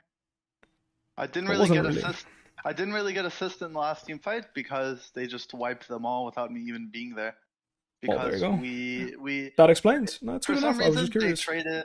they traded Soul for Baron, and then we recognized that we were faster than LeBlanc, so we just said fuck it, everyone stay bot. And then as you can see from this following frame, we landed 3-man Ronaldo, and they literally all just killed themselves by the time my teleport comes in. Oh well, we'll take that. You know, so, yeah, I mean, I was just curious. You know, like I wasn't trying to fly. I was just curious. I was surprised. Yeah. I didn't take it this time. Don't worry. All right, nice. Let's go next. Very good. Also, I don't think if you're playing Sion, you should never buy that many tank items. Always buy damage items, because you will reach a point where you're not tanky, regardless of how many tank items you build. That's just the way it is. Would you like to see Titanic Hydra here instead of Bramble? I would rather see it in Force of Nature. I don't know what the Force of Nature, even like Force of Nature is fine, but like Frozen Heart, Force of Nature, and Sunfire, like how many tank items do you need, bro? Like, start buying Titanic and start killing people. Like, I also think Heartsteel is a better item for Sion than Jack-Show is, but like I'll allow it. It's fine. It's a good mid game spike to get Jack-Show, so it's like fine. But like I just think Sion should just be building damage. Into Gnar. It doesn't matter if you stack it. The point is when you level 16, you press R as Heartsteel, Titanic, Sion, and you hit anything that is not like a decently tanky, you will fucking one-shot them. Like, half 70%, bro. Shit, yeah. It's broken, and that's my point. Is like that's what you should be. Because the thing is like, if you're just building Jack-Show, like, it's not like you're gonna live 20 seconds longer because you have Jack-Show. You're gonna live 3 or 4 seconds longer, and it's like, who cares? Like, if you're getting hit freely when you have Jack-Show, you're gonna die anyway. That's my point. All right, next game. All right, let's have an investigation. What went on here? R5. Okay, R5 Gwen. I think it's fine. It makes sense. I think it's good into Swain, good into Cassante, solid into Maokai. Like, just really good champion in this game. I think only Rakan is annoying for you. Everyone else is pretty free. So I agree. Good pick. Not sure why you didn't go Resolve. I quite like Resolve more than this. What do you take secondary? Like, Cookies Cosmic. Cookies Cosmic. I mean, cookies are unnecessary. I think they don't really do anything for you. Cosmic is always nice, but like free boots into Cosmic, I think would make more sense personally. But again, if you cookies are always a safe bet, you know, and they're not bad. But I don't mind taking like conditioning, for example, as well. This game, I also think unflinching is quite good, given that they still have a lot of CC. So yeah, obviously I'm not going to judge too much on the lane. This line is pretty brain dead. You press Q, you win. So Q's on CD, you press Q, and Q's off CD, don't press Q. There you go, you win. Nice. 2 points Q, makes sense. You know, you're chilling. Any recalls that you're aiming for? Not particularly. Okay, let's take a recall here. Wukong wants to do stuff. This time you learned your lesson, said, you know what, you go figure it out. I'm going to recall here. Fine by me. Boots into Darksteel is an option there if you'd like. You could also do... there's some other options, but I think this is fine. I think you recalling here is totally fine. Yeah, I was thinking about Boots Darksteel. I think it's okay to do this though. Like, again, you're just rushing your mythic. Let's say okay, try to dash to the XP, makes sense. Whether you do it or don't, doesn't matter. It's the right thing to do. Okay, queuing the wave like this and bouncing it back, I'm not a big fan of. So be mindful of how much you do that, especially when you start doing it. I mean, I think the way you're playing it is fine because he's trying to hard push it, so I think it's okay. Yeah, I just think their jungler was up here because we don't see him on Gromp. No, 100%. You should be playing really safe, right? Which is what I mean. Like, I think letting it push faster towards you might even be better, is what I'm saying. Unless you can freeze this, which I'm not sure if you can. In this case, it actually looks like you can. So honestly, well done. This is really good. Well played. You freeze the wave. And here I actually like matching base. So you just press recall and match base TP. Right now, I think that would really? be better. Yes. Because he's going to hit 6 before you do because he has experience advantage because he stayed. Right. So you can't actually chunk him and then look for he's going to crash the wave no matter what here. So I actually like you matching base and just grabbing a little ruby crystal and then you just reset the lane completely and you're just in a better spot than he is. You're just stronger than him. That said, I don't think this is bad. I don't think this is bad either. I think if you match TP, he will never crash this wave again unless his jungler comes top, which he doesn't really want to do, right? Because he already used the timing into top. And like here, he's going to crash the wave because he's experienced. But you see how it's going, right? Like, Yeah. Had you base TP'd, I think you would have been more confident to try and bounce the wave back and get the push on him. And like I said, you would have just avoided a crash here. I mean, in the end, actually, you did avoid a crash and got a blasting one, so the outcome is better, all things considered. That said, he is managing to crash the wave here still, never mind. So that's kind of what I wanted to avoid, a crash. Like a perma-freeze here is what I would like to see. Play for that perma-freeze. I think that would have been really big. But either way, I think it's still okay. It's not a big deal. All right. And yeah, the rest is just like laning phase, right? So we'll see. All right, this guy's going nuts. All right, you got fucked. I'll be honest with you. I think being this low, I think first and foremost is like I do think you should use your potions if you go back. Like you should use your potions to be full HP at all times. I think that's like a big deal. Like, if you're contesting a wave like this, you should definitely be like if you're thinking about even EQing forward, you should have used your potions way earlier. And then second is like in this matchup, I actually think you should be the one initiating with R like this when there's a fight like this. Like, I don't think the way you played it was very smart. Like I think if you want to, like, I think you should have R'd before EQing in and just played for a chunk, and then gotten control over the wave that way back. I think that's what you need to do in this matchup. Unfortunately, you don't have another choice, because once you get too low, like he'll just all in you and kill you. Yeah. Like even 1v1, I think this would have been really hairy. I'll be honest with you. Like if you actually look at the situation, like I don't think it was that comfortable for you at all. Oh no, yeah. I was doing this because Wukong is here. I get that. You know, my point is like. Yeah. This is just in Kasante's favor. Like he can, like I think he will either kill you and die, or he will live and nothing happens. Like and you get fucked. Yeah, I got pretty lucky on the outcome of this actually because they greeted and tried to kill me and he died for it. Thank God. Oh yeah, I mean that just salvaged your like, that was definitely a big win because now Maokai like he doesn't get shit from this and you get way more than he does. Like, you basically equalize, right? You went from being fucked to we're equal again, which is really good for you, of course. But yeah, this is just like a matchup thing. I think you should liberally use your ult to send him home, basically. Like, if you can chunk him with R, I think it's really good in this matchup. Do you always like doing that? Yeah, I do. I mean, unless I can kill him, then I'm going to save it to kill him. But if we're both full HP, I'm down to just R, EQ, and like, if he's contesting me, I just EQ. I open with R, EQ, and then just go nuts. Just get 4 stacks, and then just R, EQ? If he's contesting me, yeah. I mean, obviously, like the way I liked playing the most is like I just like pressing S on the wave and just farming. He comes into me, I press Q. I never press E. I just wait. That's the way I like playing the most. But if you're going to EQ into him, then yeah, you're going to have to be a bit smart. Because if he Qs and you Q, you're going to hit him no matter what, right? Mm-hmm. You're going to hit him for most of your damage. So yeah, see, like right now, like the way you play that, like just using your ult there, like I don't see how it's bad. You know, you're getting an extra chunk on him. You're able to get one more EQ off, and obviously if you hit your R, he's also going to waste so much time dodging. So you're getting one more thingy off there. It would be huge, right? One more full Q, one more full, like hitting him on some of the R stacks will do a lot of damage, and he'll just be too low to really fight back, which is the point.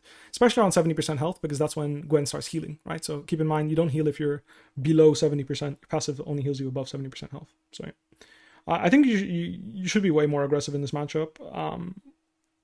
Like, okay, so I get it that you're respecting jungle, but I think you're respecting jungle a bit way too much. And you're not using your W to trade at all. Like, you've literally saved the spell the whole lane. Like, I haven't seen you use W at all. Like, right now, next time... Sure? Other than his Q3, obviously, when do you think... You can just W... Like, you can W his Q2 and he can't get a Q3, you know? Just for... Yeah. Just to deny him the stack. Like, that's a possibility. I also would have liked to see you ward, like a bit earlier. Like, in general, I think you would have been able to play really aggressive had you warded and just, like, used your W well. Like, after Herald? Yeah, I think that would have been a good timing. Like, you can even get a deep reward here. Like, just either for yourself and, like, right now, and just in the river bush, you know? Just drop a little ward. Go? No, already. When you were walking up into the lane, go ward. No, I didn't. That's why yeah, sure. Sure, like, you're right. Yeah, just right now. The wave's coming back to you. You drop a ward right now. It gives you some information to contest or not. You can even ward lane if you want. My point is, like, I think you should use your ward because you're stronger than him right now, and you should be trying to leverage that. Like I said, like in this matchup, I think it's really big. If you can get him to base at any given point and get a free wave crash, that's huge for you because he's on the timer. You're not. Agreed? Yeah. I'm like he needs to win before you get Riftmaker. Okay. Because if he doesn't, he's going to be really sad when you get it. Mm-hmm. So yeah. Anyway, I like this gank angle. Same thing here. Like I think you guys should you just drop a ward there. I mean, maybe Maokai W's you, but I don't know. Seems kind of weird. Anyway, it looks like this lane gank will work, which obviously well played. Nice, very good.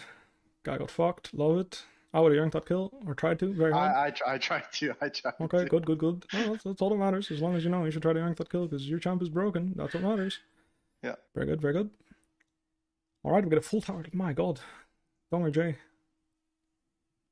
Alright, we love that. Fuck this next wave. And if you do this next wave, call your jungler to help you with it, always. I did. He said, fuck. You want to hear it?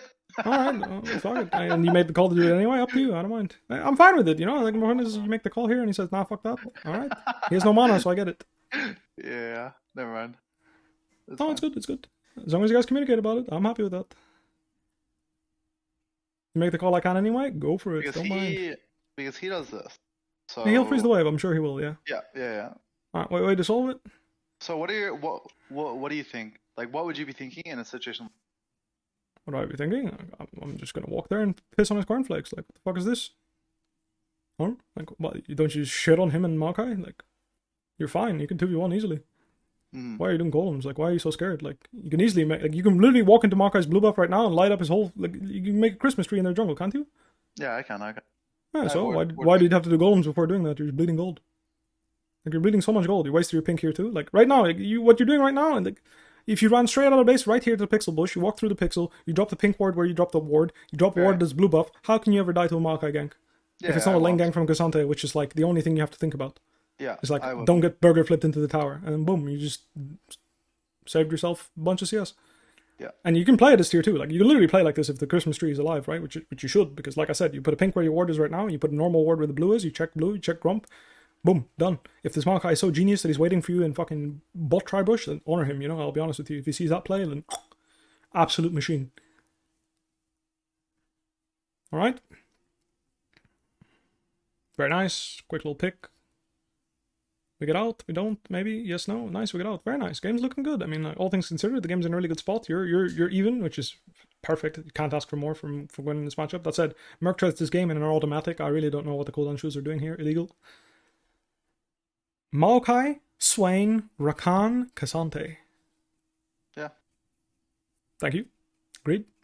Yeah, I agree. No, like I said, it's just like, I know that it looks good because you get the purchase, but like, you can just buy Phoenix Codex, or if you want to go Nashers, which I don't assume, like, you're gonna go like probably Cosmic Drive this game, right? Or yeah, what are you going? Cosmic. Yeah, so I think it just makes more sense. Obviously, the CDR shoes are really nice for Gwen. I get that. I love them too, but I just think the extra magic resistance is going to compensate for the fact that you don't have any and you're not going to build any. Your late game build will have 0 magic resistance. I'm playing against Zeri, a lot of magic resistance. Rakan, a lot of magic, like literally full magic damage. I know, like, it doesn't sound like much, but all the magic damage from Rakan, Maokai's, Swain, Zeri, like, it stacks up. Whereas Zhonya's will be the item you'll go if you go any defensive items this game. Banshees is also fine, but I would go Zhonya's preferably because I think just the way the champions function. Being able to Zhonya's Rakan's engage, for example, I think is more meaningful than having a Mar to tank it. And again, like, Zeri's the one that's going to kill you. And once you have Mercs, like, you have Mercs plus Cosmic Drive, like, you're going to just shred through Swine regardless of what he put. Like, he can't even buy a Mar, it doesn't help him. You're going to murder him anyway. And then you go Deathcap third, I hope. Oh yeah, I go Deathcap. Nice, very good. Alright, so you're split pushing, you're telling your team I'm not coming. That's fine. You looked at the fight, you thought, yeah, not pressing TP there, it doesn't look very good. Fine, that's okay. Did you call that he had a timer? Can you go back? Let's investigate here. Let's go back. Just a rinse repeat from your teammate's perspective, okay? So what went wrong? Let's try and understand what went wrong here, because obviously we're trying to pressure way too hard. We even see Cassante, we see Swain bot, so this is why we feel confident, because we see Swain bot, and this is just the classic case of being way too cocky. Like, right now what we should be doing is moving into you and starting to hit top tower. This is the correct play.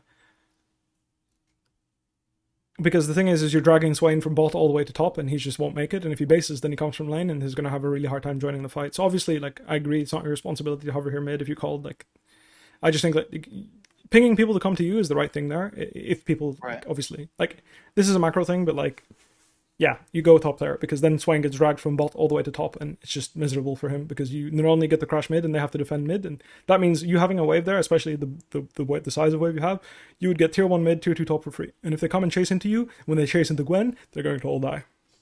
Because that's your responsibility this game, right? As they engage, you will kill everything. -1 cannon will allow it. Awesome. Yeah. It's fine. You don't have to kill them all. You just have to press R enough to, like, they're all going to be low. That's good enough. Your job ain't to kill shit. Your job is to deal damage. Alright, we're going to take over mid here, which I think is acceptable. I think it's pretty good. You spotted, got vision, got info. You have TP, so that's good. Just be ready. Right now you go back into top here for sure. Agreed. You can do golems first. I'm assuming you will. Very good. You're trying to farm up a storm here. There's nothing really to pressure, so it makes a lot of sense. And then, yeah, you're just waiting for Cosmic Drive, and that's when you're going to try and, make proactive plays. The thing about Gwen is, like, it's really hard to get anything proactive going other than split push and, like, just scaling and farming. So, unless you, like, make picks 1v1 against Cassante on side, he hasn't really been contesting you, so you've just been farming up a storm, and you're happy about that. Like I said, if this fight didn't happen mid, you guys would be a really good spot right now. Level 13 is really big spike for you, because obviously you get so much CDR on E, which means you're much easier for you to chase people and kill them. And then obviously Cosmic Drive will be a big spike as well. I've been here, and, like, usually it feels pretty bad to do the Grump in these situations, so I recommend you don't do that. Just go next wave? No, I think you should just like, I can't see how much gold. How much gold do you have? How much gold do you have? The scrum gives me Cosmic once I sell a ring. Well, I don't think that's worth it. I think you can just stay and catch it neutral. I mean, I don't know. You're really low mana. You've been on the map for a really long time. That's kind of the downside here. That's why, like, doing Grump, like, do you have enough mana to contest Cassante? I'm not sure. Like, honestly, I would just wait. I'd just let this guy push top wave and go catch it and then base. I wouldn't sell my Doran's ring. I think it feels pretty bad. No mana regen at all feels really bad on Gwen, I'll be honest with you.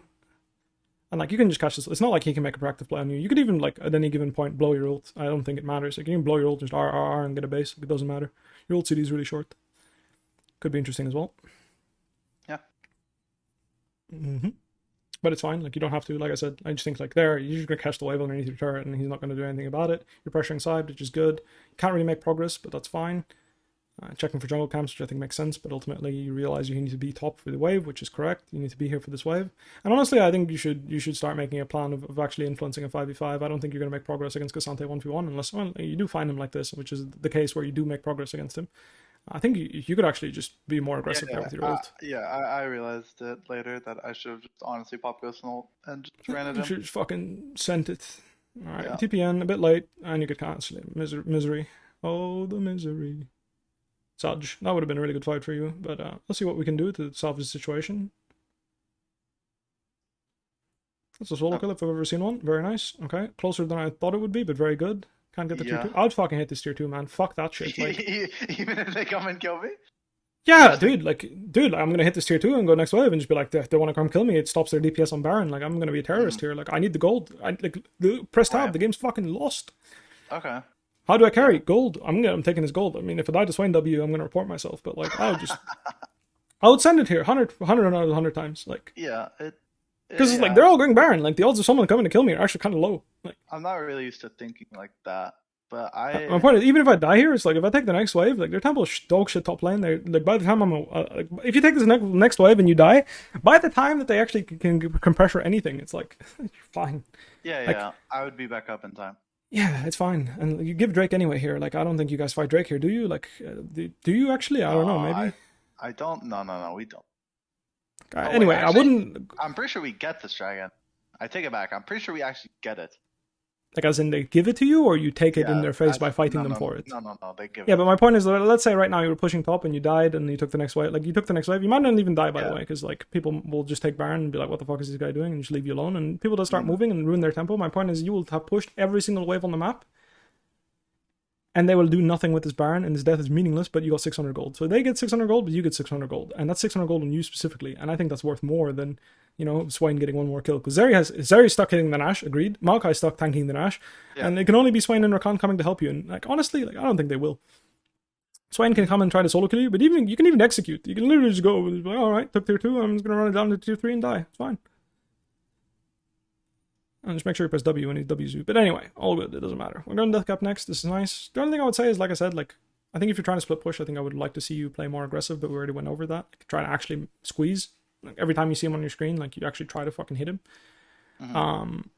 Otherwise, I think now you're finally starting to move, but I think you could have done this earlier a bit. Just started to move and hover for your teammates more. Because, like, you haven't really participated in the game, you know what I mean? Like, Cassante has only found 1 or 2 opportunities, and they were called, but my point is like, I think if you're not going to go aggressive on him on side, you might as well start hovering into your teammates and helping them out. Either way, back to pink, makes sense. 1 pink is enough, you don't need 2, but just having 1 is still meaningful. Alright, do a little bit of farming. Level 16 and Death Cap's your next spike. Level 16 plus Argerald is what you're playing for before the next Drake, that's realistic. Unless you can get a tier 2, maybe you can get death cap, which would be huge.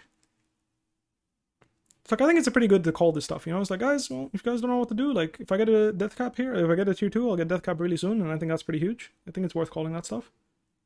Okay, I like that you're hiding. I like that you show up and push. You're probably going to get this tier 2 because they're going to go tier 2 bot and trade or mid. Are they going to kill you? I don't know. It doesn't look like it, right? Yeah, beautiful. Love it. Nice. Now we have unlocked death cap. I don't think you should make a proactive play here. You should just farm for death cap. Very good. Nice. Love to see it. And then how do we not carry this, right? Because that's what I'm trying to understand here. Because your champ is bonkers this game. I really think at this point, the fight is in your favor. So I made the call here that it's not their soul, and I thought that trying to pressure an inhibitor was best. Nah. Do you agree or disagree? Nah, 5v5. Every time. You're a beast. Like, what are you waiting for? You're level 16 death cap. Well, what did you farm all this time for? For what? To go split push? Like, useless. Like, you're... No MR on Swain. He's literally paper to you. You will shred him in... Literally.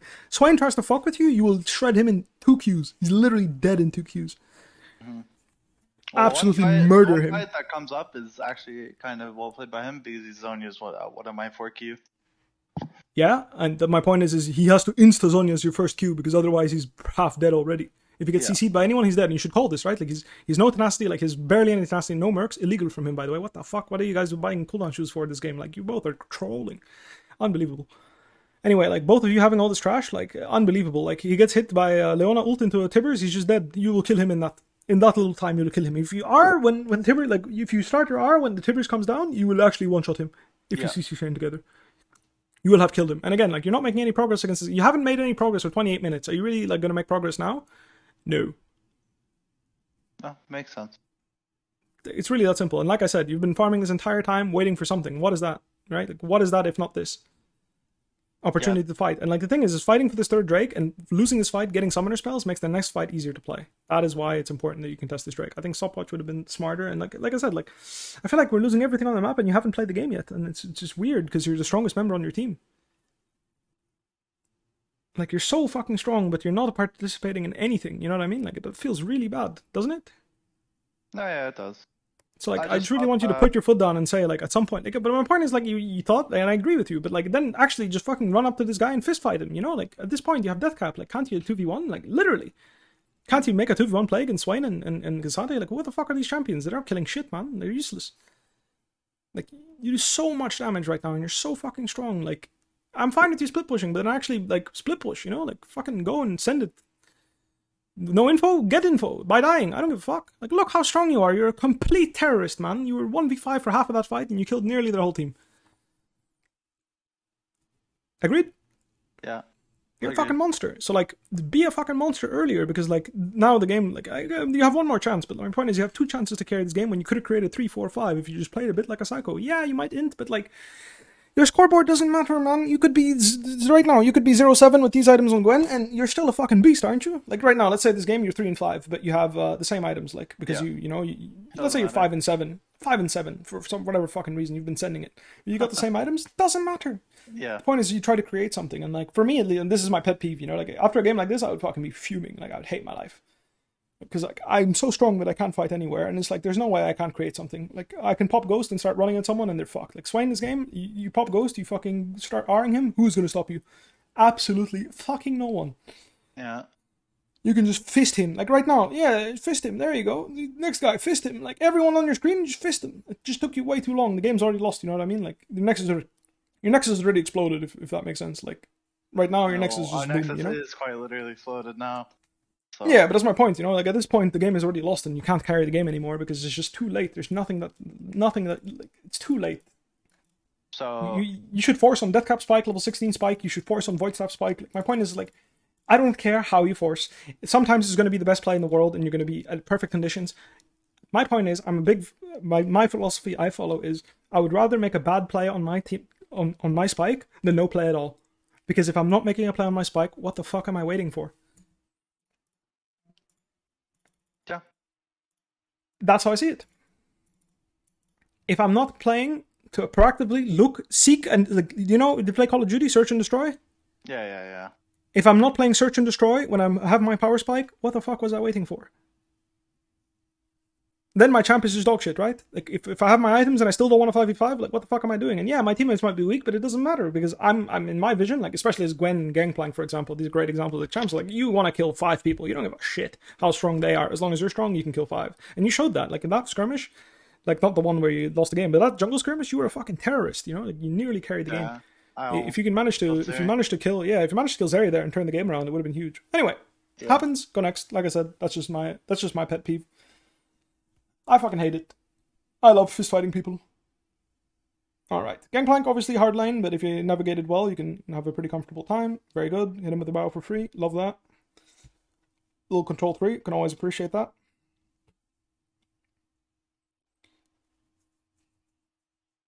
Alright. Very good. I'm assuming you've practiced this matchup, so you kind of know what you want to do and how to like navigate the lane. Yeah. Oh, not a big fan of how you macroed that, but fine. I'll allow it. I think you should have just barreled him. Like, you should have just chained the barrel after he, like, yeah, he hits you chain a barrel, hit him with passive, and just run. Like, right now. Like, this is good. Right now. Why don't you chain the barrel? Yeah, slow him. His E, like, has CD, you know? Like, even if he stuns you, he's gonna get fucked. Like, he's in your creeps with no E. Like, you hit him with a barrel there and hit him with the passive proc, you're gonna fuck him. Like, and you're gonna leave the trade. You're not gonna stay there and keep fighting him. You're going to leave after that. But my point is, like, anyway, he kind of fucked up and gave you the space. Anyway, yeah, sure, he's going to hit level 2. You stop trading soon, hopefully. Like, I mean, he didn't E. I don't know why. Why didn't he just trunk you there? Any reasoners? No reason. Yeah, he could have just done 200 more damage to you for fun. Like, literally, just because you decided you could level 1 to 2 contest him? The answer is no, you can't. Agreed? Agreed. Good. Unless he fucks up. Yeah, which he did, which is why you could contest him. Very nice. Love it. Enjoyed. Yeah, this is fine. I mean, his wave management has been dogshit. His mechanics have been dogshit. Everything has been dogshit so far. You love to see it playing this matchup and this much of a free level 1 to 3. It's fucking lovely, honestly.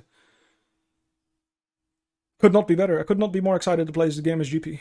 Love to see it so far. I mean, I think you kind of fumbled here if you go back. Like, I think you should rewatch this whole sequence. I feel like you took way too much damage in a situation where he can never Q you. I don't know what happened, but you got fucked here. Like, why are you proactively trying to trade with him? Like, I don't understand. What are you trying to do here? You're trying to solo kill him? He has door and shield plus a potion. Like, you're playing for Sheen, and then you can start playing like a psycho. But before that, what are you doing? Nothing, right? Yeah. Like, you just got greedy, you know? Like, you're fisting him, and then you're like, oh, I'm fisting him. I gotta start trading aggressively. That's not how it works, this matchup. It's all about him coming into you. Obviously, ward lane bush here, and I'm not talking about the fact that you died here. Just go back. When you have 2 wards stacked, you should always drop a ward wherever it's useful. So in this case, lane. Just have the habit. You have 2 wards stacked, drop it. Yeah, right now in comms, we were talking about like the outpush, and he was saying Sedge can be top, and he was like coming straight through lane. So yeah, it doesn't matter. I don't care about this information. I actually just care about the fact that you have 2 wards on your trinket right now. You should drop a ward wherever is useful. In this case, warding the lane bush is useful. Drop it there. Boom. It might help you. You know, maybe Jax cheeses you. Maybe Sejuani ganks you. Maybe. Like, it doesn't matter. It's just like this ward is doing nothing right now, and it could do something. That's what I'm saying. Yeah. Honestly, outcome is great. 1-for-1 is in your favor, I think. Having a slow push here is going to be really hard for him to fight you. Obviously, you may need Zinzao if Sejuani decides to stay. Never mind, it's still a freeze. My god. It doesn't get better than this. It's a freeze into a slow push. Like, it's so nice for you. You're just having a great time. Same thing here. 2 wards. Look at that. Like, you know, you're halfway having your 3rd ward right now. Had you just put a ward at some point ever? Yeah, that's why you dropped that ward. Because, again, like, literally now you'd have your 3rd ward. So, like, now you put this ward, and I get it, and it's fine. But my point is, you could have just had 1 more ward. Anyway, a little barrel. Yeah, nice. Thank you. And, yeah, like I said, it doesn't get better than this, right? Like, you have the most comfortable Gangplank lane in the Jax I've ever seen. I don't know why you queued there, but it's fine. Right now, you pink. I feel like you can man up a little bit more. Oh my god! Oh yeah, the whole team is here. This is why we were saying. So this was the timer where Kim says not has tempo over me, and then I was like, my wave's kind of emergency, and he was like, we need to wait for Nautilus to show before we can get this wave in. So honestly, that's why I put this barrel here. But I shouldn't. I should literally just ask it here. AFK on max range. Yeah, I agree. Yeah. Can we go back? Can you go back here? Can I see your wave management before this? Because I actually think you fucked up there. With the Q on the barrel? I think that was already like first not good yet. But like, look at this wave, right? You can easily slow push this wave and have it be like first closer. Like, yeah, like I said, this Q. Yeah, it's this Q. Like this wave could have crashed. Like this wave could have crashed. Like, I mean, I don't think it'll save you because I think you're fucked either way. I'll be honest with you. This is kind of dirty ass gank. I'm not gonna lie. This is dirty stuff. I think it's just a blower, honestly. Like. I mean, I think if you're really keen, you walk through lane bush and you ward. I think that's like again, the best thing you can do. I think this ward is good, but like if you're still worried about Nautilus ganking you, I think it actually makes sense for you to just go through, like go from your bush and you go to the middle bush and then you go ward. And if they have the ward in that bush and hook you and you die, it's like it feels bad. I mean, again, I agree with you. The best play is to just eat shit and Yeah. just max range, take XP, and just wait. I think that's Yeah. the correct thing. Yeah. Anyway, you die. It's still fine. This death doesn't mean anything. You still win lane 1v1 after this. I'm guaranteed, like 100% sure. Like this doesn't do shit. This guy just dinged 5. You're almost 6. Like it's totally fine. His conditions are too shit to stay. It's not like he's gonna stay and fist you when you come back. You're gonna come back and fist him anyway. So like this gank is like they invested a lot and didn't get shit. I'll be honest with you. Like our bot lane got like a full wave up. Yeah, they got a Plady down in the bot lane. They didn't. It's 5 plates. Wait. Oh, they Yeah, the trolled price me. sheet. Someone It's said. fine. I remember. Yeah, that's All right, very good. Fist him. Nice. I don't know. I don't feel like you're too confident in this matchup. I feel like, yeah, I don't know. I don't like it. What I'm seeing. I'm not gonna lie. How much have you played this matchup? a decent amount. Did you counterpick him? Yeah. I don't like it. I don't know. I feel like you should have been fucking this guy really hard in this game. Like for example, there, like if you put the barrel more aggressively and you have the confidence that you're gonna hit it, you're not gonna fuck him, right? Like, what do you mean, like up here? No, no, this one is or fine. He takes this one. Like first thing is like him taking it is like this one. Like you have passive, you have a barrel. No fucking shot. This guy should be the one like pressuring you. You know what I mean? Like, and that stun, like during the stun animation, you should be stepping into him because it's like, brother, you don't hit this barrel, you're dead. You hit this barrel, I might die, but I'm advantaged because you're still going to be 1 HP. You know, like you're gonna auto him with passive, and then you have a Q coming, right? So like. He's 450, like he's gonna be down to like 300 health at that point, and he will win if you don't hit the barrel. But I feel like it's in your favor, you know what I mean? Like he's the one that's pressured because he needs to auto W that barrel to even get it, and then like you might even just beat him by beating him up. You also have movement speed from your passive to kite him on the barrel. So I don't know. I feel like you could be playing a bit more aggressive. Is all I'm saying. I feel like he's not getting punished nearly as hard for how far behind he is, right? Because you have to consider he was down a full level, and even earlier, like I felt like. You were just not in as good of a condition as you should be. I feel like this guy's playing the matchup really bad. I don't know if you agree with me, but I feel like the way he's playing this matchup is just like so many openings for you to punish him way harder than you have been. I think I wasn't as confident in the earlier barrel because I dropped my ult bottom. Yeah, but it's fine. Like I mean, again, like, I'm fine with like I'm just in general. Like I feel like you haven't like played with. I feel like when you're stronger, you're not making him feel that at all. If that makes sense. Like. Yeah. And you've been stronger this whole game, like literally. You've been in better condition this whole game, and I don't feel like he feels that at all. Like, point proven, you're equal CS when I feel like you should be up, like, comfortable, 10, 15, 20. Like, see, like, this is how hard you could have been fucking him this whole time. You know what I mean? Like, I like that you had the confidence now, but I feel like this is what was happening the entire time. Like, he was spacing so bad, and he was getting hit for free so often, and like, I don't know, I feel like you just fisted him way harder, but it's okay, you ended up fisting him anyway. Any reason you don't blow up this wave and go buy Essence Reaver? Because I feel like you have it, no? Yeah. You had it if you blow up that cannon wave, so I don't know why you didn't just go blow this up and go... -6 for fun? Lie. Yeah, I'm not gonna lie. For some reason, I thought I had the damage for the ranged ones. Uh-huh. And then I just thought, these won't matter. But then, yeah, I did. So yeah, I mean, sure. I mean, yeah, like I said, like I mean, even before that, like, why do you need the extra wave? Is what I'm wondering, right? Because this cannon wave you can just blow it up, no? I guess I don't need it. It just gives me the pink ward, which yeah, I mean, don't need. No, you sell refillable. You can buy pink if you want to, anyway. Sure, yeah. You can even sell your Dawn Shield at this point. Honestly, it doesn't matter. Once you have Essence Reaver, you can't breathe. Anyway, let's watch after. So he gets a good trade on you. How does that happen, right? Like, this is really important in this matchup. You don't let up. Like, if you let up, it's really, really rough. Okay, that's how it happened. You Q him, he jumps on you, and then you didn't get the barrel. So he gets a first chunk, and he does it again, I feel like, now. Hello there, Chungus. Yeah. I mean, could have gone for a one part there now and killed him. He has no flash. Thoughts? Yeah. Probably dead there, if you ask me. I mean, you win that, don't you? The fuck? Nah, I'm sorry, but this guy.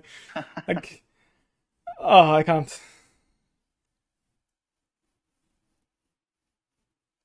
What the fuck? fuck are you guys on? What the fuck are people doing in my Twitch chat? All right, I'm gonna just time people out, okay? Like, let's do some purging here, because like, what the fuck are you guys doing? I don't know. People are fist fighting in my Twitch chat. I'm trying to coach here. What the fuck? Oh, oh shit. Like, time out, guys. 10 minutes, okay? What the fuck are y'all doing? Jesus fucking Christ! Like, weird fucking champ.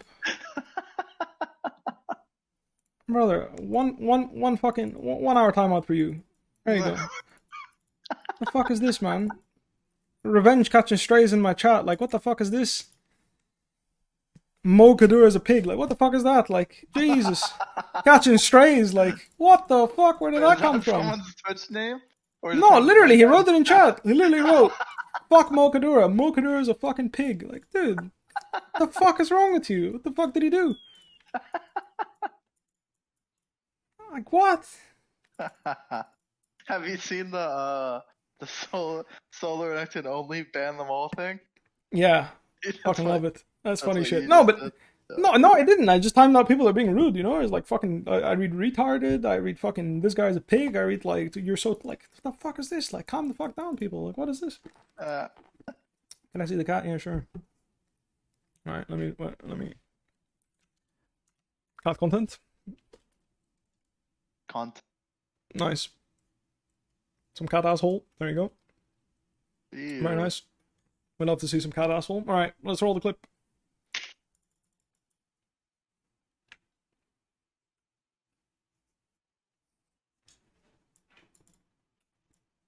Why does it sound like you have a kartoffel in your throat? I don't know. Maybe because I've been talking like 5 or 6 hours. I don't know. 6 hours straight. What is a kartoffel? A potato. Oh. Yeah, don't fucking ask how the Germans got to that. Like, I don't know. I don't have a fucking clue either. But all right, you sold a bowl of them. You know, all things considered, we're in a very good spot. We're very happy. You know, we're a happy pirate. We've plundered.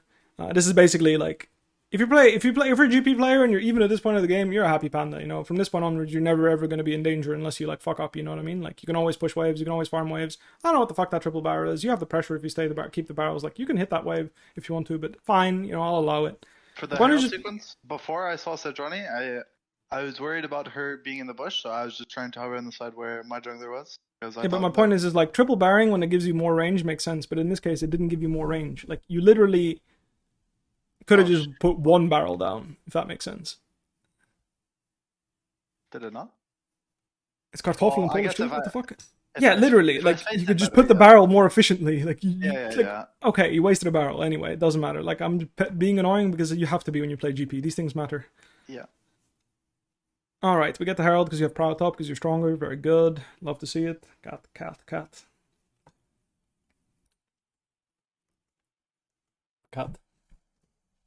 Likes to headbutt my microphone. There you go. Headbutting action. Very nice. Alright.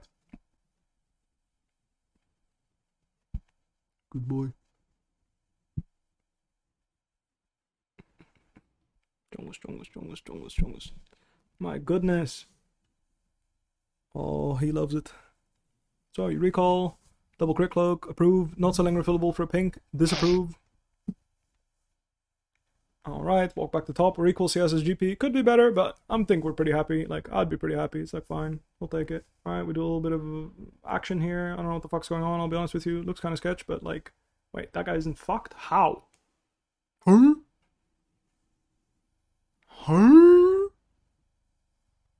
You're telling me if Rakan stands on top of this guy TP with ult and you put a barrel on his head, this guy doesn't explode?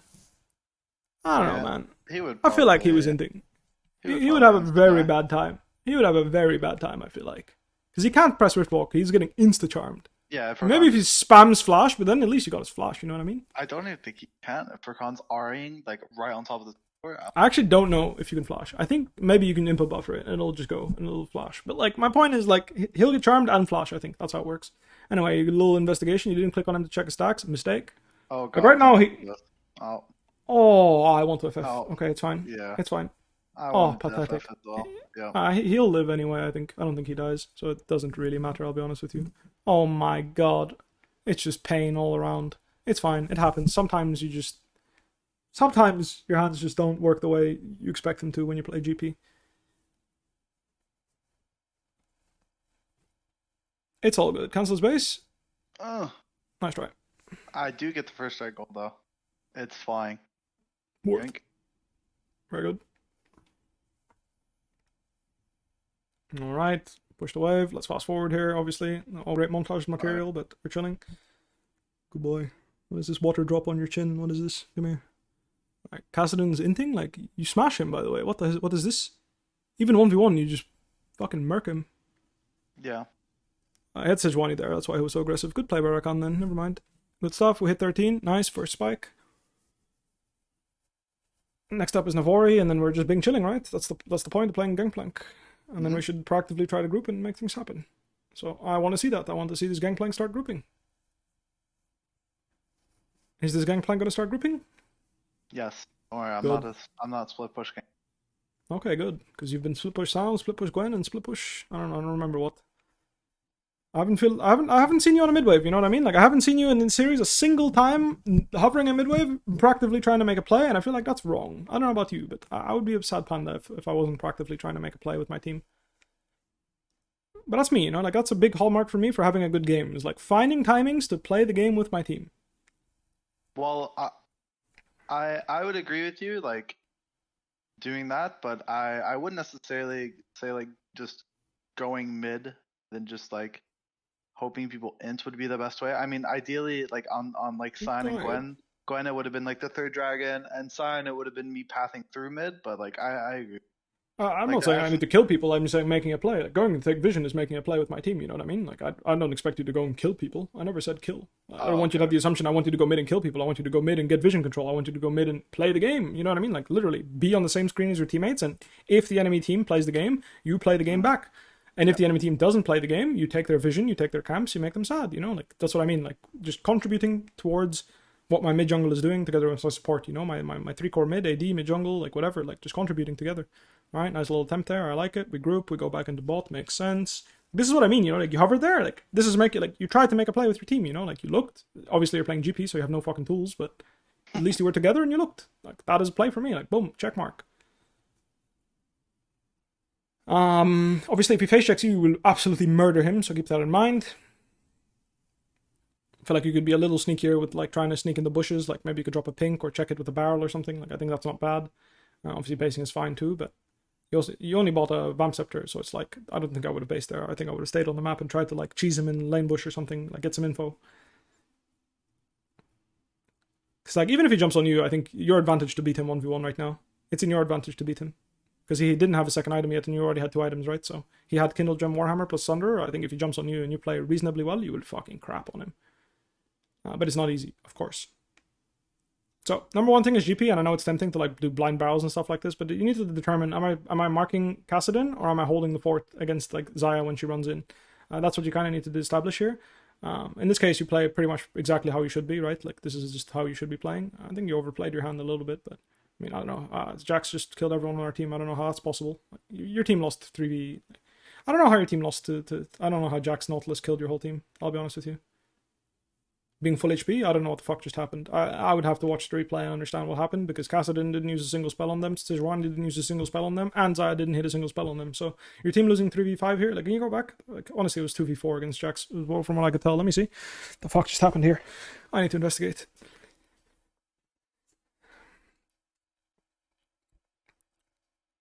It's like literally no one uses their spell. Sejuani doesn't even ult, by the way. Like Sejuani whiffs ult. Okay, we flash into Jax. Zeri just dipped. That's why. Okay. And then Rakan is like, instead of trying to peel, he's looking to kill people, which is also not his job. He should just peel his Jax off.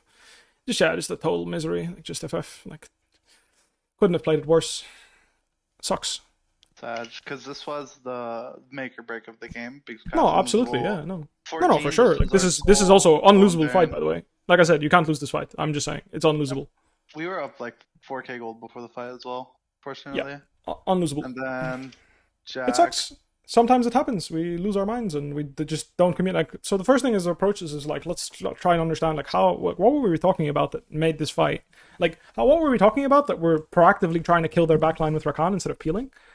Same with like Xin was trying to peel, but like how did Jax get on top of us basically, and like how did Ziggs not know that Jax was flanking there? Because Ziggs getting CC'd in the middle of the team, like he did such a good job of stopping follow up from Kassadin as well as from Xayah. Like that's plenty. Like Ziggs should just hold the fort there, you know, like just tank the damage that's coming. Your internet just made this very blurry, but it's fine. Oh shit. It's okay. It doesn't matter. I can see enough still. Here, Well, I can. let's like. What are you guys talking about right now? Like, do you remember what you're talking about? Like, I don't need to hear the comms because like whatever. Like, doesn't matter. But do you remember what you guys are talking about in this fight? Because I feel like it should be really clear. Like, we outranged them times 20. Zaya can't hit. If we just go on their front line, they can't play. Right? Easy as that. Like, literally, you drop GP, Zaya can't contribute. It's that easy. No, I think we, from what I remember, without like listening to it back again, Did you restart the screen share, by the way? Because I still don't see it. Wait, I need to. I think so. I don't see it. Oh. Let me see if I can fix it. I don't see my screen because my cat is too chunky. I don't see it. Oh, never mind. I see it now. Very nice. We're back. Nice. All right, let's see. Blurry? So yeah, what are we talking about? Like, what is the plan? I remember we were talking about how we just need to go first. And then I was talking about barrels in river. Like, basically, I just want to barrel their carries as they walk in. That kind of thing. Okay, you're playing Ziggs Gangplank against Zaya and melee champions. 4 melee champions. Mm-hmm. Do you guys know what that means? I mean, I can already tell you don't know what that means. That means that if you guys have the control, the enemy team is fighting 4v5. Yeah. Because Zaya is not a champion that can walk into us. So this communication about going first makes no sense. The only communication that should be happening is mark flanks, mark Kassadin. One guy marks Kassadin, one guy marks Jax. Don't care who it is. Probably Xin Zhao has to mark Kassadin and you have to mark Jax because Xin Zhao can't mark Jax due to the interaction of their champions. So, simple as that. It can even be Rakan. Rakan marking Kassadin is fine too. But the fact that you're marking Zaya right now, which is unnecessary because your ult marks her, like literally, you don't even need to be on her screen to mark her because you can just press R on her head. Is like the first thing. And the second thing is like here, like I said, right, like Jax literally jumped in and we flashed into Jax because we just didn't keep track at all of where he is. And then Zeri also, like, just awareness here was just terrible. I'm not gonna lie, like, we were just dizzy. Like, you go back, like, we were just dizzy, you know? Like, well, I can't really say, like, everyone's just lost. Like, no one knows what's going on. We see all 5 champions and we don't know where people are. Go back. We see Zaya, we see Kassadin, we see Jax, we see Sejuani, and we're about to see Nautilus. Literally, we see, on this frame, we see 5 people, and somehow we end up in a situation where, like, we could fuck. Anyway, like, obviously, first thing is, like, go mark Jax. I think this is the right thing to do. Ziggs can mark, you and your ult plus Ziggs can mark Zaya without any help, and then Xin Zhao can just, together with, like, Xin Zhao can be hitting the Drake, meanwhile, marking Kassadin with Rakan, you know what I mean? Yeah, I understand. And that's good enough. Our spells, this guy...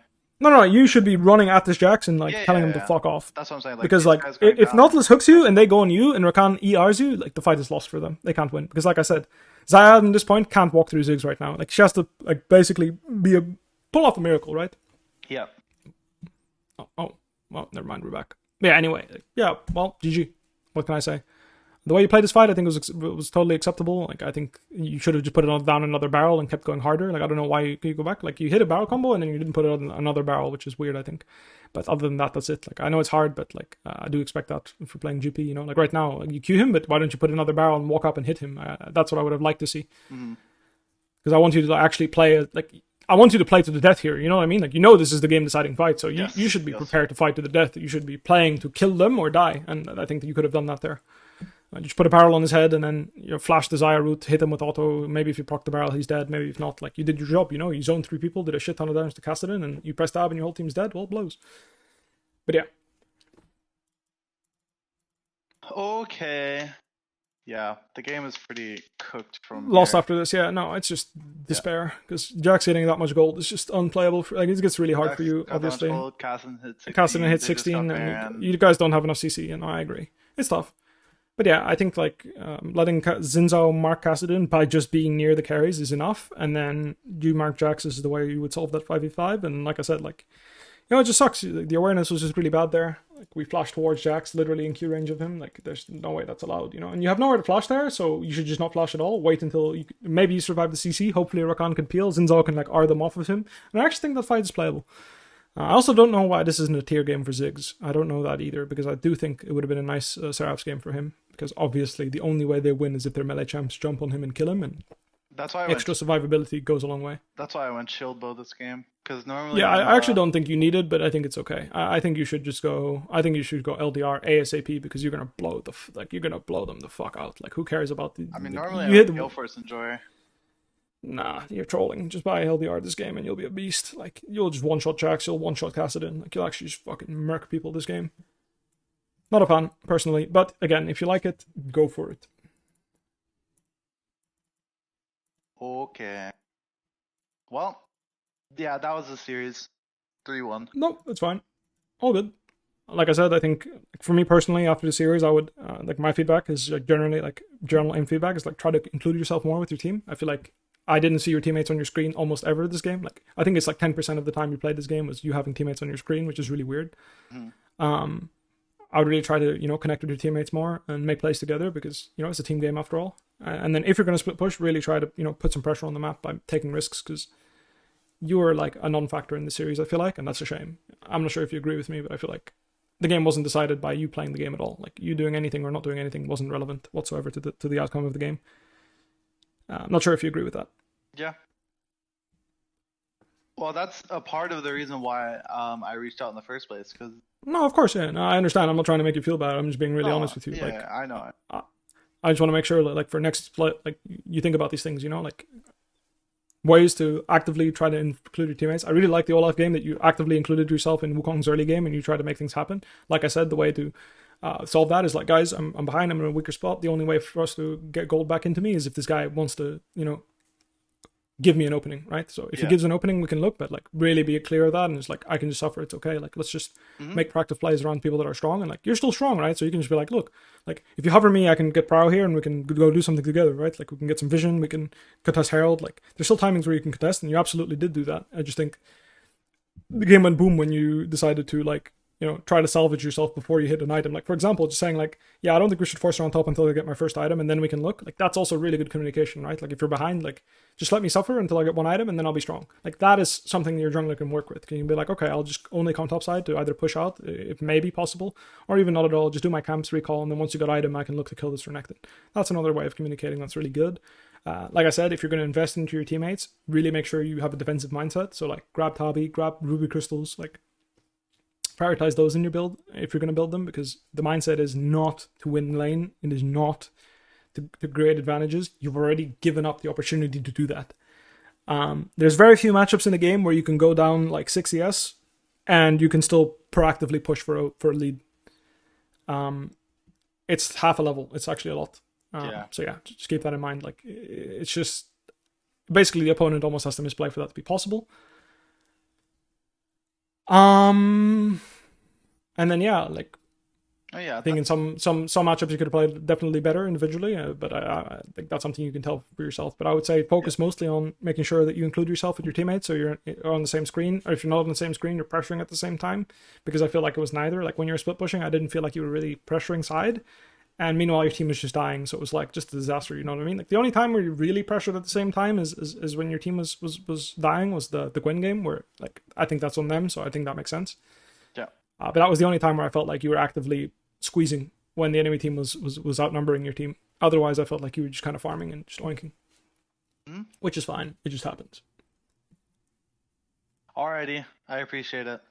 No, that's okay. Thanks for showing up on stream. I appreciate you. Yeah, of course. Taking the time and not minding. Well, it was your time, but yeah.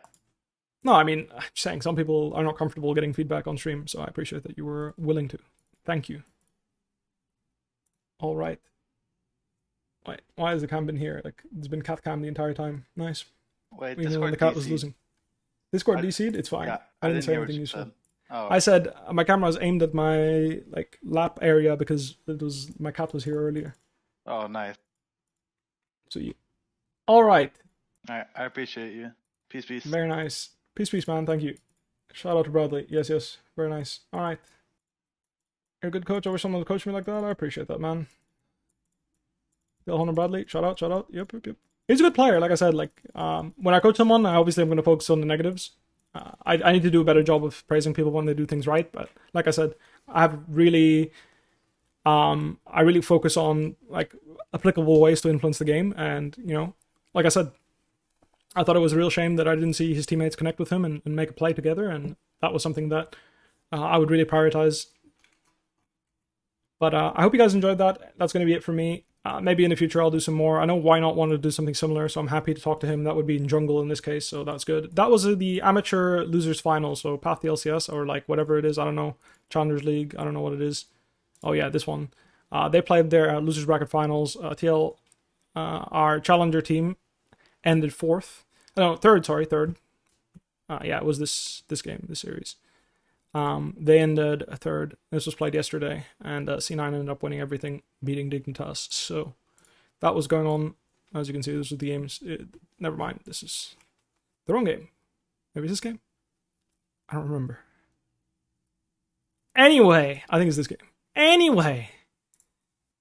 No, not this. Oh no, it is this game. Nice. I don't know. I don't know which game it is. Anyway, one of these best of fives they played, and all this happened, so all good.